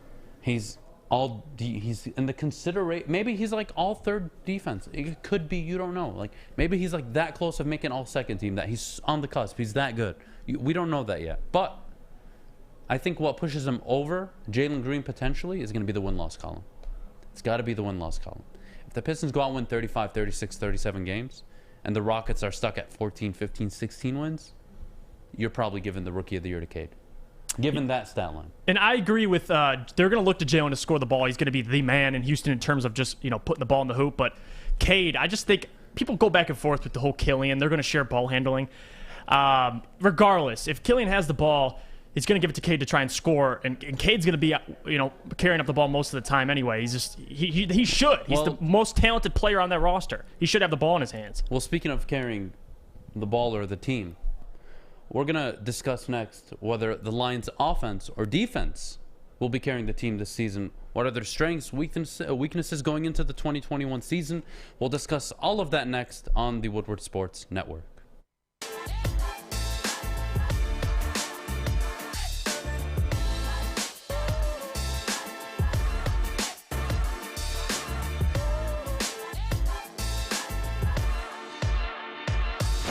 Would you like to win a custom-built chopper while helping our veterans at the same time? Then watch as we turn this bike into a one-of-a-kind classic chopper. Watch the Call Sam Chopper Shop on our social media channels and get your raffle ticket today at callsam.com/chopper shop. Welcome back to the Morning Woodward Show here on the Woodward Sports Network. Jeff, come on, man. Come on. You're better than this. What? You're better than this. Better than what? Why are you homing on Cade? My God. You gotta, listen. when you sit up here, you It's gotta facts. talk. You gotta look in the camera like I'm looking at right now. I'll look right in the And camera. You gotta be able to- ESPN you Mike gotta be able Schmitz to called tell him the these best people player in the draft. Exactly what you're thinking, and not think out of your ass when you're talking about your home teams. You can't. You gotta separate the homer and the Kool-Aid. But we'll move past it. Don't I'm let gonna him give do you an you like that. opportunity in this next topic. Let him talk. Will the Detroit Lions, offense or defense, be the strength this upcoming season? I'm going to start with you, Jeff. Do you think their offense or the defense will be their focal point, their go-to strength this season? What is it going to be? I think this is a no-brainer. If you're a true Lions fan, it's the offense. We don't know anything about this defense besides they gave up the most points in football last year. What do you look? Adam has this weird You are smug so look. wrong. It's No, like unreal. But you're I'm gonna let you delusional. continue. I'm You're gonna let you delusional. continue. We took eight. I'm gonna let you continue. I'm just Okay. gonna let you continue. I'm Wait, not gonna interrupt listen, you. I'm not gonna say anything negative. I'm gonna let you make your points. Thank and God. I'm gonna give you compliments on the points you make, and I'm gonna destroy you on the points Thank I you. think that are absolute garbage. But here we go. Go ahead. So I'll start here. We don't know much about the defense besides they gave up the most points in football last year, and they're still mostly young defense. I mean, even the guys we drafted, I don't think Aleem McNeil has a chance to start, but a lot of these guys aren't going to come and have immediate impact. But if you look at the offensive side of the ball, drafting a supreme talent in Penny Sewell, having Amon-Ra St. Brown, which he is a rookie, but the highlights he's had in camp, I don't know if they'll translate, but he's promising. I mean, obviously our wide receiver core can be a strength, but I believe in Anthony Lynn. I believe in what he's about. And I think this offensive line has a chance to be top 10 in the league. We have one of the best tight ends, top 4 or 5 tight end in the league. And Okay, those were the first two good points you made. The top 10 offensive line. And the so top look at it like 4 this. tight ends. Look at it like this. Okay, Jared Goff. I'm not saying he's all that, but I have more confidence in him on the offense than just saying the defense is our strength. Like, I want to hear your. I want to hear your reasoning. I want to hear your reasoning. Again, I don't like being the guy, but you are completely wrong. Okay, then let me explain to me why our defense. The offense downgraded at quarterback. Okay. Has the worst, if not the second worst, receiving core in the NFL. Yes, they have a top 10 offensive line, but you know how you use that offensive line? By getting ahead and running the football. Are the Lions even capable of scoring? We don't even know that. Jared Goff is throwing to Art Smith, Kennedy Broadwell, and Sam Fisher this season. And Amon-Ra St. Brown. I'm not going to put too much disrespect on him. That's who he's throwing to this season. You expect the offense to be that much... I think because the defense was so god-awful, I think the roles are going to be reversed. I think the offense is going to be very traumatic and tumultuous this entire season. They're not going to be good. They're not going to be good. They're going to turn the ball over a lot. They're going to put the defense in bad positions. I do think they'll control the clock to an extent. You haven't talked about the defense. Here I go. Because you're rambling about Jeff Okudah will be a top 12 cornerback in the NFL this season. He will be. The secondary will improve. Why? Because there was an overweight pencil head who used to work in Detroit that absolutely had no idea what he was doing, and neither did the defense. They deservedly were the worst defense probably ever last season. Having said that, the Lions drafted 2 defensive linemen in the second round. They've drafted 2. They've addressed the offensive line, second round, third round, back to back. They went D-line. They've signed a few free agents. Tavai, here you go, Kennedy. You're going to love this one. Tavai, when under Matt Patricia, was 50 pounds too heavy because he was probably chugging Snickers too. But now you got Dan Campbell coming in. Physique, looks good, professional, nice polo, Ventis, give me the Ventis. Everything's looking good. But then you say 3 wins. He lost over 40 pounds this offseason. He looks faster. His footwork is better. He can probably go end to end on the sidelines, cover when he's tackling. Like, I actually think the defense is going to have more of an improvement than the offense. I don't think the offense improves from last season. You can go stat across the board. Outside of maybe rushing yards, this team is going to be down in every category except rushing yards and turnovers. Goff's going to throw interceptions. They're going to run the ball very well, but they're not going to throw for a ton of yards. If Goff throws for more than 3,800 yards, I would be impressed. It's not going to happen. They're going to be down all the time. They're going to be forced into making turnovers. It's not going to be a good look. the defense will be actually their strength this season. If you want to go like the one core that's their strength, it's obviously the offensive line. We can all agree on that. But overall, the defense will be better, and the defense will be their strength. Did you just this year. say to me the strength of the team is the offensive line, but the defense will be better? The defense will be better. It'll be better than the offense. The offensive line can't throw and get open. But they give Jared Goff more time. They're giving Jared Goff 6 seconds in training camp, and he can't even complete a goddamn pass. Don't give me that shit. You're gonna look me in the face, or the camera's face, because we're not looking at each other, and tell me that Aaron Glenn, as a first-time defensive coordinator, is going to take these boys into a top 10 secondary. I don't doubt it. They were a top 10 secondary. I said there'll be much. When you're 32nd across the board in everything that the defense are, considering last season, they're going to be in the 24th, 23rd, 22nd. They're going to make more of a jump than the offense is. The offense isn't going to go from 15th to 5th. The defense is going to go from 32nd to 20th, maybe even 21st, 22nd. They're not going to go. The offense isn't going anywhere but down. Down? Yes, down. God, we were already bottom of the league. Wide receiving We were 29th in the league, man. We were 29th in the league in rushing last year. You think that's going to stay the same? That's the only. I said it already. Okay. The offensive line and the rush game are going to be the only things that go up. And you don't think if we run the ball first, the passing game isn't going to be improved? I'm not saying it's going to be Stafford. You had Matthew Stafford all of last season with Kenny Galladay, Marvin Jones, T.J. Hawkinson, and sort of a rush game with DeAndre Swift, and you still couldn't be. We don't have to discuss completely. You put up a donut against the Panthers. I don't want to hear it. The defense will be much better than the offense will be this year, and that's why I think they'll be We're getting a little off topic because we're talking about the. Listen, Matt Stafford put up great yards. I'm not talking about passing yards this year. I'm talking about overall productivity. Anthony Lynn, I trust. Line up Jared Goff and Matthew Stafford. Productivity, not even close. You want to line up the offensive line. Great. They're going to finish top 6 probably this year in PFF rankings for the offensive line. You look at the rush game. We don't even know if DeAndre Swift is going to be available for half the season right now with his goddamn groin injury, so I don't want to hear that. Jamal Williams, I'll probably run the ball. You know you can't run the ball when you're down 14, 21 points. You understand? And the Lions, because of their inability to move the ball downfield, are going to pin their defense in bad situations. But I still think the defense is going to be better than the offense. It's not even a question. Kennedy, help me here. Offense or defense, what are you going with this season? I honestly, this is hard. This is a really hard situation to be in. One, because I want to agree with Jeff. Somebody woke up and chose logic. No. I think they're going to be like equally mediocre. Is that fair to say? True. Things on the offensive side have gone down. Some have gone up. The O-line is going to be great. Tight ends. Tight ends are. Yes. But how is he going to? No, he's double coverage. This is what makes me nervous. The picks, I think that we're going to see a lot of picks. And I hate that a lot. And then I think that the defense was so bad. They're going to improve just based off the fact of how bad they were. Not a little. A lot. You can't be that bad back-to-back years. I would be so surprised. Well, no, I don't think they're going to be that bad. I mean, we were like bottom of the barrel shit. The Lions, you know the saying, started at the bottom. Now we're here. Now we're here. Now we're here, right? We're here. Yeah, the Lions have a saying, started at the bottom, still here. No, that's how. We're not arguing. I think Kenny makes a good point with like they're both equally mediocre. Not very great. I agree with that. But which one will be better as a unit? Which one will be as a unit? Which one will be better over the course of the season?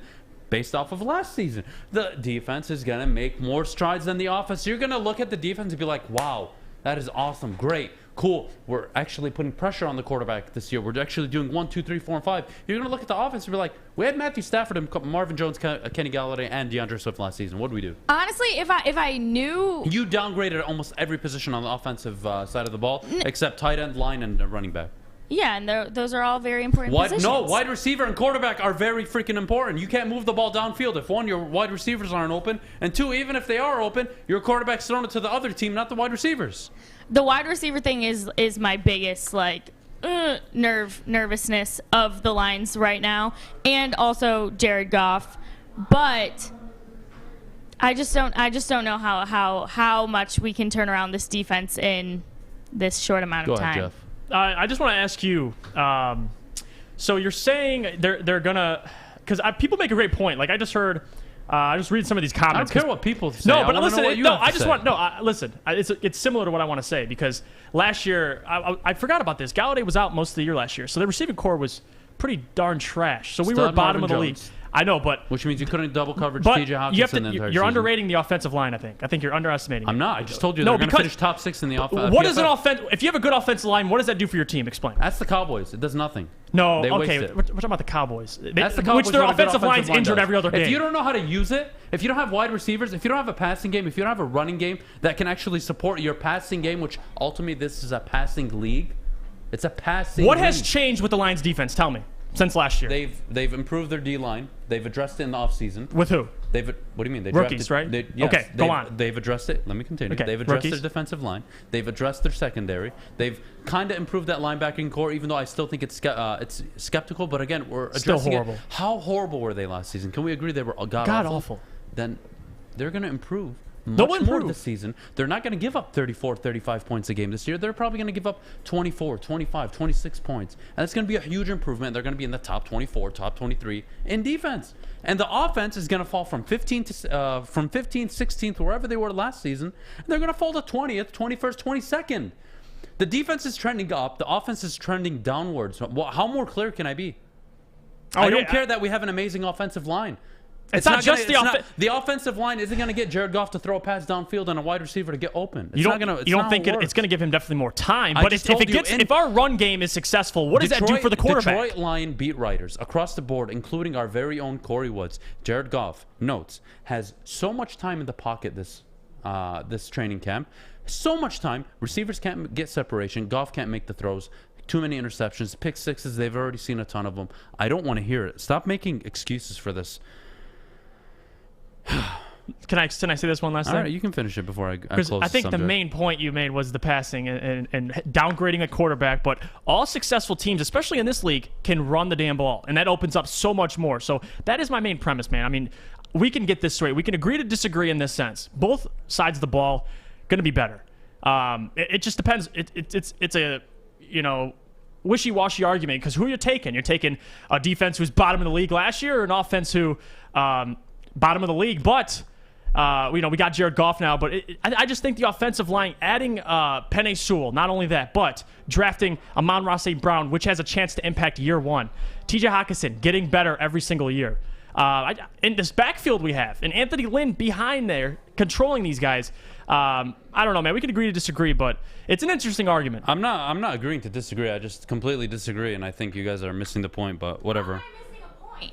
I said they're going to be equally mediocre.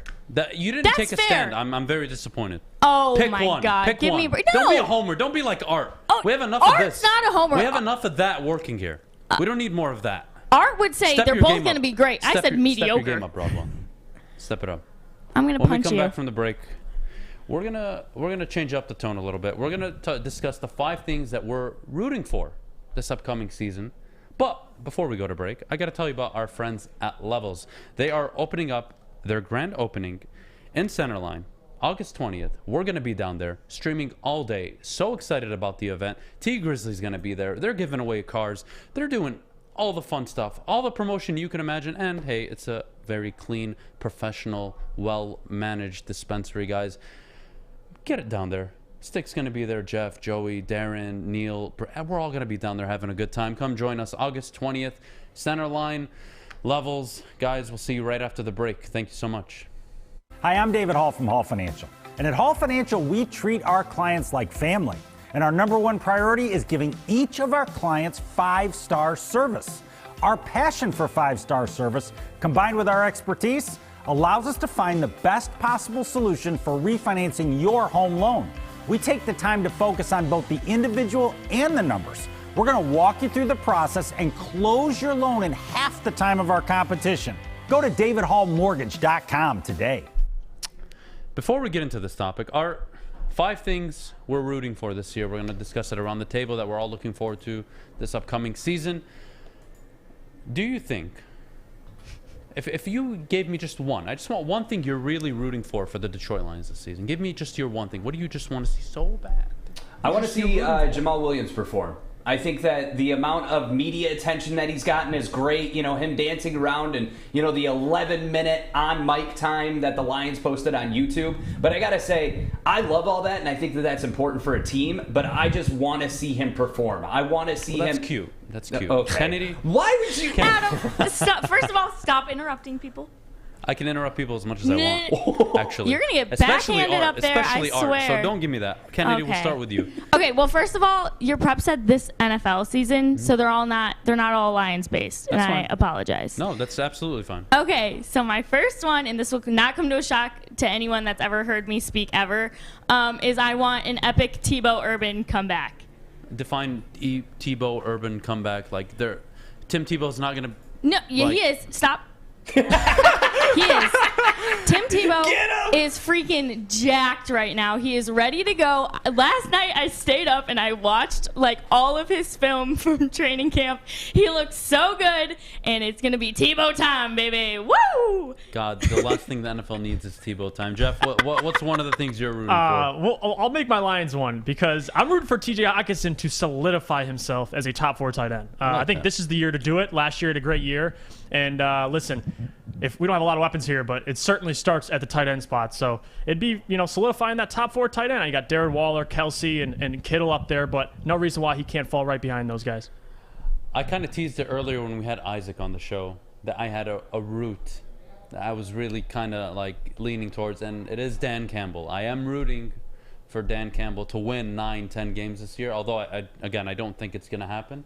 But what a great story that would be.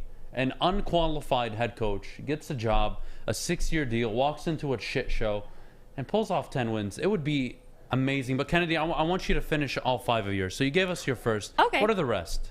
Okay, so my second one was I want the Lions to annihilate the Packers twice. I think most people are saying they're going to... Is that rooting or praying? Praying. Praying, fingers So I just wanted crossed. to distinguish the two.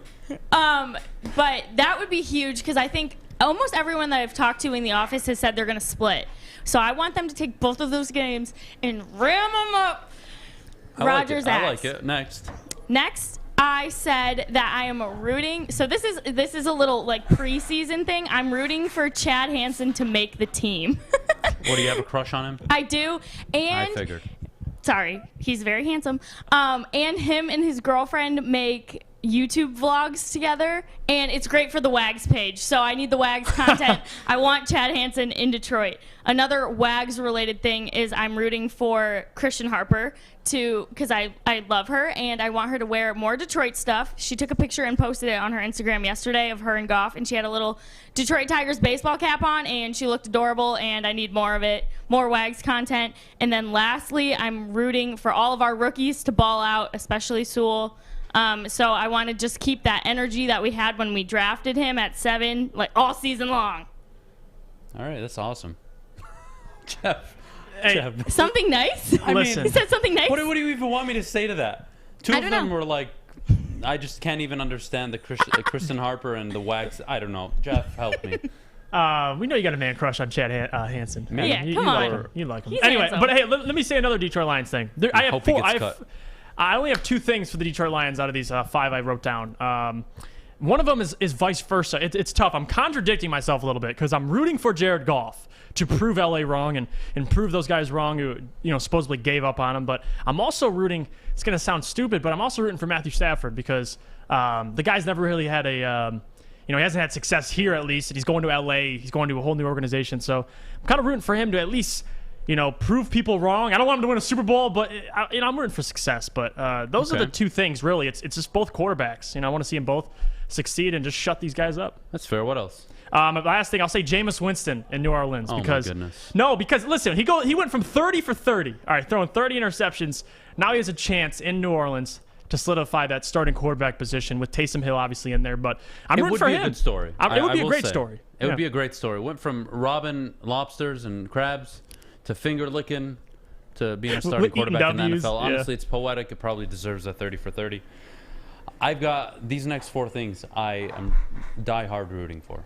I am rooting actually for Justin Fields to be a success in Chicago. God. Chicago have been as probably delusional and incompetent when selecting their quarterbacks over their entire history. I think it'd be a great story for the city of Chicago if Justin Fields nails it. Art, what do you want? Why can't you root for the home team? Are you a Green Can Bay I finish? fan? Are you I a just Chicago told you I'm rooting fan? for Dan I Campbell know, but to it's always succeed. Justin Fields. Oh. Well, secretly he's from This is Chicago. oh my goodness. All right. The next story, Art, you're probably not going to like this one. Oh, here we go. I am actually rooting for Dan Campbell and the Detroit Lions to go Let's go. 0-17. 0-17? What? I am You rooting shouldn't for be them on to this Wait, I didn't go hear the last 0-17. part. That makes sense out of I am rooting for him. the Detroit Lions to go 0-17. I think Doesn't that would surprise be the me. greatest news bit in the history of the NFL. A team that not only went 0-16, but on the inaugural opening of a Stop. 17-game schedule, this team managed. It's so poetic. Okay. It's such You're a trash terrible. organization over the last 60 years. To go 0-17 would be absolutely. It would be more of an accomplishment than winning a Super Bowl. No, I but believe. let me Oh ask my you God. this. So everyone's thing this entire season is let's just see improvement. The little things. We need to see improvement in the little I things. wanna see If we're all the little 0-17, we're things. we're I not wanna even see beating all the the little things. worst teams. I am rooting for all the little things and 0-17. That would be How can we go one of the 0-17 greatest and things fix to the happen little to things? the city of Detroit. I promise. You're you. on No, crack what coke she right just now. said. I am speaking. No, what Kennedy just said. Say it again, Kennedy. That he's on crack coke? No, how can you go 0-17 and want to fix the little things? Yes.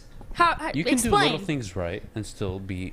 Like, just make sure the right players are on the field. And We're lose against the discussing- Eagles? We're discussing the things we are rooting for. I am rooting for a scenario in an alternative universe. You're a villain. That the Lions go 0-17. It would be absolutely amazing. You're a villain. It would fit so well. You would get 9 losses here, Dan, and you get 9 right here. Oh my goodness. The fallout from it would be That's epic. 18, I am genius. so looking forward to it. You just said 9 and 9. That's 18. I said 9 and 8. Simple maths. You should. Let's get Fish. you I want to should hear listen. Fish. I want to hear Fish. What do you got, Fish? So just like the graphic, Adam, where you had the Lions at number 1, you didn't know that. You actually had 0-17 as 10-7, because if you move the 1, 10-7. So yeah, Love you're it. doing a great job today, Adam. Let's clap it up for Adam. 10-7 Lions. Adam No? only wants this No? to Okay, happen cool. because it makes his argument. Yes! And, Great. that is it. It's not even the argument. How poetic. Guys, like Poetic? Take out you're rooting for the Lions. We're all rooting for the Lions. It's like out of the question. Are we? You're Like, not. We Are are we? rooting for a story, something pulverizing, something so dramatic, something so 10-7. unreal that 0-17 would be more of an accomplishment than 10-7. I promise He's you. not wrong there. delusional. Regardless, my next one, I am rooting for Matthew Stafford to be a success in Los Angeles. I hate you today. And I'll tell you why. Not because I give a crap about. I could care less about Stafford. But again, story. We're talking stories. What are you rooting for? How great of a story would it be for Matthew Stafford to leave an organization that all they know how to do is lose? He walks into a situation and he dominates, wins a few playoff games. Who knows? Makes a Super Bowl appearance. It would absolutely crush everybody here in the city. I know they don't like to hear that all the time, That's but what you're I'm looking telling you, for. we're talking stories. That would be the story of the offseason. The Lions traded away Stafford for 2 first-round picks because they couldn't get their shit together. My goodness, what a story that would be. And my last one, I'm rooting for Tom Brady to win the MVP this year. 44 years old. I think that would be a great story. not mad His at that longevity one. has been amazing. Yeah, some positivity. All right, I know. I Yeah, know you thank appreciate you. it every once in a Yeah, while. It's got to be. root for the villains and root for anybody but the Lions. That's It's Adam's got to take. be Tom Brady winning an MVP. I think that'd be a great story. And if throwing aside one, I'd like to see Saquon Barkley recover from his ACL injury and do well. But that is it for our 5 things we're rooting for. Jeff, why don't you tell everybody at home about our friends at Coast? Oh, I'll tell you. Since 1919, Coast has pursued one mission: to make the working professional's job safer and life easier. Today, Coast lights are a favorite amongst tradesmen and women, outdoor enthusiasts, first responders, and more. Visit coastportland.com and use code WSN20 for 20% off your purchase. They stand by their products and back up with lifetime warranty. Buying for your whole crew. Sign up with our Coast crew to take advantage of special discounts, early access to new products, and more. Again, that 20% discount is WSN20. Hi, I'm David Hall from Hall Financial. With historically low interest rates and 5-star service, you could pay your mortgage off faster without increasing your monthly payment. Get started now at 248-308-5000 or chat with us online. Call hallfirst.com.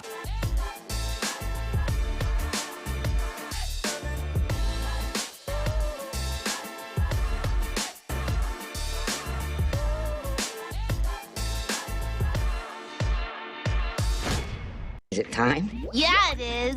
Fish! Go fish. Fish facts. It's fish! Oh boy, it is Thursday. And you know what that means? One day closer to the weekend? Well, yes, that is very correct. But also, Thursday Night Football. Yay! We go out to a video today. Yesterday went to Wednesday. Today we go to Thursday in Australia. Oh. That's a big hit, by the way. The guy got absolutely mauled Jesus. by that hit. Bang. Wow. Oh, perfect time tackle. No penalty, by the way, because we play a real sport. A real... I bet that's a good tackle. You know what I always wondered, Fish? How often do injuries occur in this game? Is it often? A lot? There's no pads or nothing on these guys. No, it's often, but they don't get head injuries because they don't have helmets. Doesn't matter. Isn't that the most like a crazy thing? Yeah. Like, imagine thinks... watching NFL players, no pads and helmets playing. But scientifically, it's like actually true. That blows my mind, Fish. Yeah, I mean they get injuries. They'll get like leg injuries, but I mean they don't get concussions because obviously they're not going to bang their heads together. There's no crown of that. The crown of the helmet is actually what causes a majority of the head injuries. It's that contact. But yeah. Go ahead, Fish. All right, we go to the facts today. We have a guy who's fast in baseball winning the bases. We talked about Akil Baddoo yesterday, who made a triple. He was pretty fast. Well, this guy here, Jared Kelenic, got a double sprint, so it made it second base double. He got 28.4 feet per second. The average is 27 feet per second. The elite is 30 feet per second. So he's rounding those bases pretty fast. I'm wondering if Joyke Bell can run that fast, because Stick says he does very good in terms of running around the bases in softball. We go to home runs. Most multi-home run games out of a leadoff spot since 1901. Alfonso Soriano's 19, Springer has 16, and Mookie Betts has 16. Dang. Since 1901. Yeah, the stats go back long because baseball, football is only 55 years old. I get you. So, by the way, Canada's like 110, so shout out to Canada, great cup. Yeah, you dingus, you should know that. Speaking of Canada, we go to Canada for the Blue Jays. Most strikeouts by a Blue Jay rookie in a game. Alec Manora got 11 last night. Scott Richmond, David Percy, Bush, and Nunez both got 11. It's whatever. It's the Blue Jays. Oh, I know, but it's still impressive to get 11 strikeouts in a game, and you're rookie. Yeah, you should have got 12, then I maybe would have cared. Oh, okay. God. We're pretty harsh. Speaking of being harsh, by the way, today is the 12th of August, if any of you guys are wondering. Speaking of harsh, maybe you were doing this. 1879, the first National Archery Association tournament in Chicago. So maybe you were throwing some darts or arrows. They're not darts or arrows. 2017, Usain Bolt injures himself in his very last race at the 4x100 relay. Jamaica lost the gold medal in that one. Do you guys love Usain Bolt? Of course. Were you guys big Usain Bolt fans? I couldn't imagine anybody liking him unless it was the guys who finished second and third to him. True. Well, there are some people that don't like Usain Bolt. We have no, there are. Okay. We got birthdays today. August 12th, the guy that shot himself, and Plaxico Burress. It is his birthday. Happy birthday. So you'll probably see memes of that going around on Plaxico Burrow's social media. I'm assuming he'll block you, so I would advise you not to do that. But if you want to be funny, maybe put some boom. Anyways, Mike Gundy's also his birthday today. Mike Gundy's a great guy. One of the best press conferences ever. Yeah. I'm a man! I'm 40! That's right, Fish. That is the best. I love that Fish great. impression. That's right, those are the facts. We'll be back for Friday. Thank you, Fish. Thank you. Well, are you guys gonna watch preseason football tonight? Of course. I live for football, Fish. You can't get me off the TV come football season. Okay. There is no emergency outside of near death that would get me away from a TV. And Adam's wallet loves football season as well. Hey, Jeff. At least Jeff acknowledges some things, Not everything, but some things. Thank you, Fish, for your facts today. We really appreciate it. When we come back, we are going to discuss the NFL revealing their top 100 players in the next few days. We're going to tell you which Lions players we think are and aren't going to make the list. We'll do that right after the break. I'm looking to bring on another HVAC tech right now. We are recruiting 5 to 10 techs a month. We're looking to grow and expand. Every new tech we hire is from Northwestern Tech. The hands-on training is fantastic. They're always my first call. We love hiring Northwestern Tech grads. They come out trained and ready to work. Our program is only 10 and a half months, and our next classes are starting soon. So why wait? I'm looking to hire Hire a graduate of Northwestern Tech. Northwestern Tech. Northwestern Tech. Northwestern Tech. Welcome back to the Woodward Sports Network. Today is a big day for us. We obviously told you earlier that the Bottom Line is launching today. It's premiering at 2 o'clock. Braylon Edwards, Brian Romani, Tom Mazaway. It's going to be a fantastic show, but we got another one launching today. As you know, formerly the Belizean and Bell Show, formerly the Blank and Bell Show, is now Big D Energy with a D emphasized on Detroit. We've got Detroit's very own 4-time Stanley Cup winner, Darren McCarty, former Detroit Lion, Wayne State running back, Joik Bell, and of course the voice of the Oakland Grizzlies and Detroit City FC, Neil Rule himself in the middle, making sure everything goes so smoothly. I think you forgot a team that he played for. Didn't Joik Bell play for the Detroit Lions? Yeah, he played for the Detroit Lions in Wayne State. Okay. I just wanted to make sure He you did got some say lines that. in there. He snuck it in quietly, cool. Fish. He snuck it in. Yeah, Okay. sorry, Fish. Did I not give enough credit?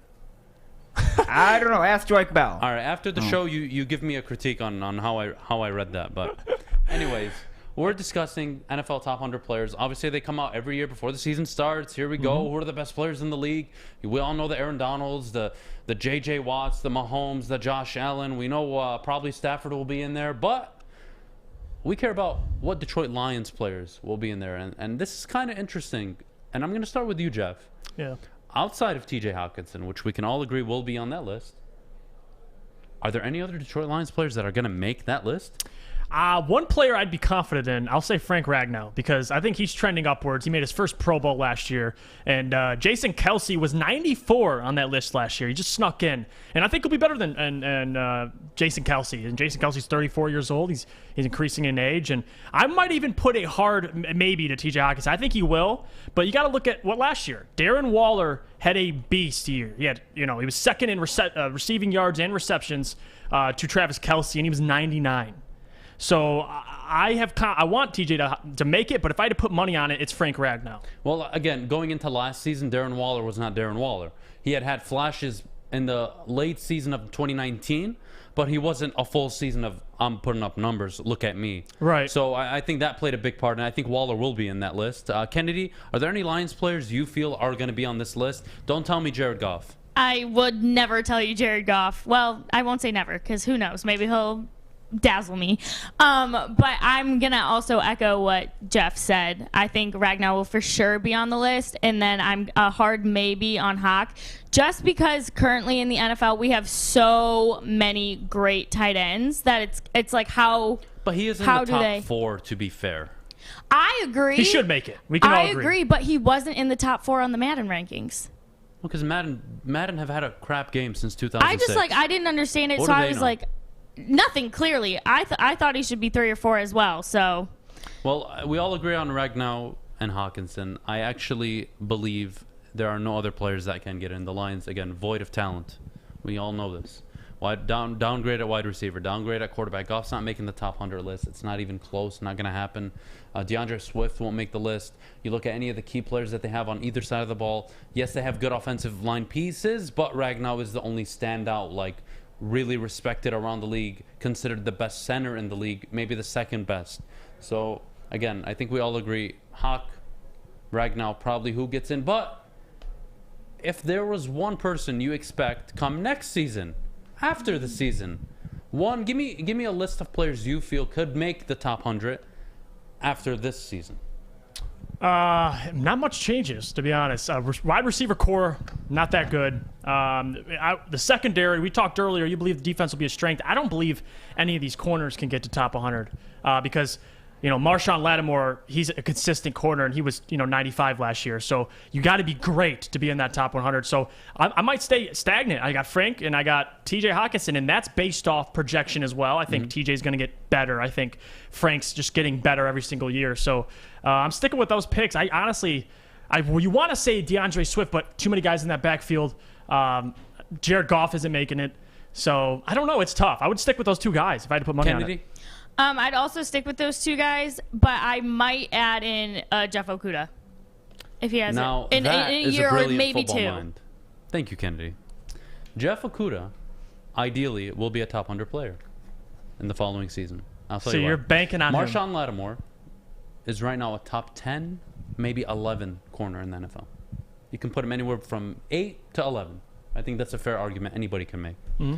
Jeff Okudah, like I said earlier, I expect to be a top 12 corner in the NFL this year. And if he balls out, which, again, he's going to look much better than he did last year. And let's not forget, he had a 3-week stretch where he was in the top 7. I'm sorry, not top 7, top 3 in cornerbacks and PFF rankings and grades over a 3-week span before he got hurt. Jeff Okudah, you can see it. You can definitely see it. Goff, I don't think will make it. I think we all agree on Swift. But, again, it's the top 100 players. So if DeAndre Swift runs for 1,200 yards this year, he could be on the top 100 list. So that's not too far in advance, considering you have one of the best offensive lines in the NFL. And then I looked at the defensive side of the ball. Kennedy touched on it. Jeff Okudah. I think Jeff Okudah is probably, of everybody on the defensive list, closest in getting there. And then again, you don't know with the offensive line. You could have 3 offensive linemen in the top 100 next year. If this year, this line, you basically could have the Dallas Cowboys offensive line this year if it plays out that way, and Penei Sewell is what we all think he is. Art? Now, obviously, Hockenson only had like 6 touchdowns last year. Not a whole lot, but do you see him breaking in the top 100? In touchdowns? No, just top 100, Hockenson. Oh, for this season or yeah, next for the season? top 100 players, this coming up season. Of course. We all agree across the board Hawk is going to be in the top 100. I just want to make He's sure. Got to be. I want to make sure you weren't disrespecting Hawk down the middle. No. You know, there's one thing I don't like about Hockenson, unfortunately. It's his hair. It reminds me too much of Dan Campbell when we went 1-16. What were we talking about earlier? I'm sorry. When you lose an argument, personal insults. I'm sorry. It's not a personal insult. Adam Bayless. He's a very good-looking guy. He's a very, very good tight end. I just don't like the hair, not because it looks bad on him. Adam it's Bayless. Just, I don't like reminding myself of 0-16. Granted, I am rooting for 0-17, but that's a different conversation. Speaking of people we would add in a year or so, do you think we're sleeping on Brockers at all here? The problem with Brockers is he's a veteran. He's solid. Even if he comes out, let's say, he has a Pro Bowl year, it might not even be enough. There's so many good defensive linemen in the NFL. So when you're putting like 6, 7, 8, 9 in, he's got to be top 6, top 7 off defensive linemen to even make that list. So it's going to be difficult. I don't see it. I do think he'll be a good addition to the Lions defensive lineman. I'm looking for Trey Flowers, too, because even last year, like, he's not going to make this list at all. But I'm just saying, if you're bringing up the Brockers argument, Trey Flowers is more consistent in the sack category, and he's not made the top 100. So Brockers is out. But I want to see what changes to Trey Flowers. He's always been that just pretty much what you get is what you get. I mean, when you look at Trey Flowers, what he was on the Patriots, he came to the Lions, a little lesser of that. But I'm hoping this year he's moving to that outside linebacker spot. I mean, there's a lot of guys on this defense that has a chance to be better, but I mean, overall, we can all agree. I mean, there's a couple guys in they're on offense who's in the top 100. But anyway, I think we can all mutually agree with those guys. It was very. You did a very good job putting that in there, Jeff. I'm very proud of you. Thank Is there anything else you want to add? No, that's it. You sure? I'm no giving more you a coughs. chance right I now. cleared it. No more coughs. No more coughs. We're good. All right. We're good. All right. A center and a tight end that would be double coverage all year, but the offense is going to be better than the defense. Anyways, thank you so much, guys, for joining us today, Jeff. Thank you so much. Kennedy, you were fantastic. Fish, we have beef to squash after the show. Art, you know how I feel about you, so I'm not going to say anything. Thank you so much for joining us today on the Morning Woodward Show. We hope you had a good time. We definitely enjoyed everybody's company. We will see you tomorrow, 8 a.m. sharp. Be there. And we're going to preview the Lions versus the Buffalo Bills. You got preseason football tomorrow. I'm so excited. Again, thank you so much for joining us on behalf of myself, Adam, Jeff, Kennedy, Art, Fish. We'll see you later.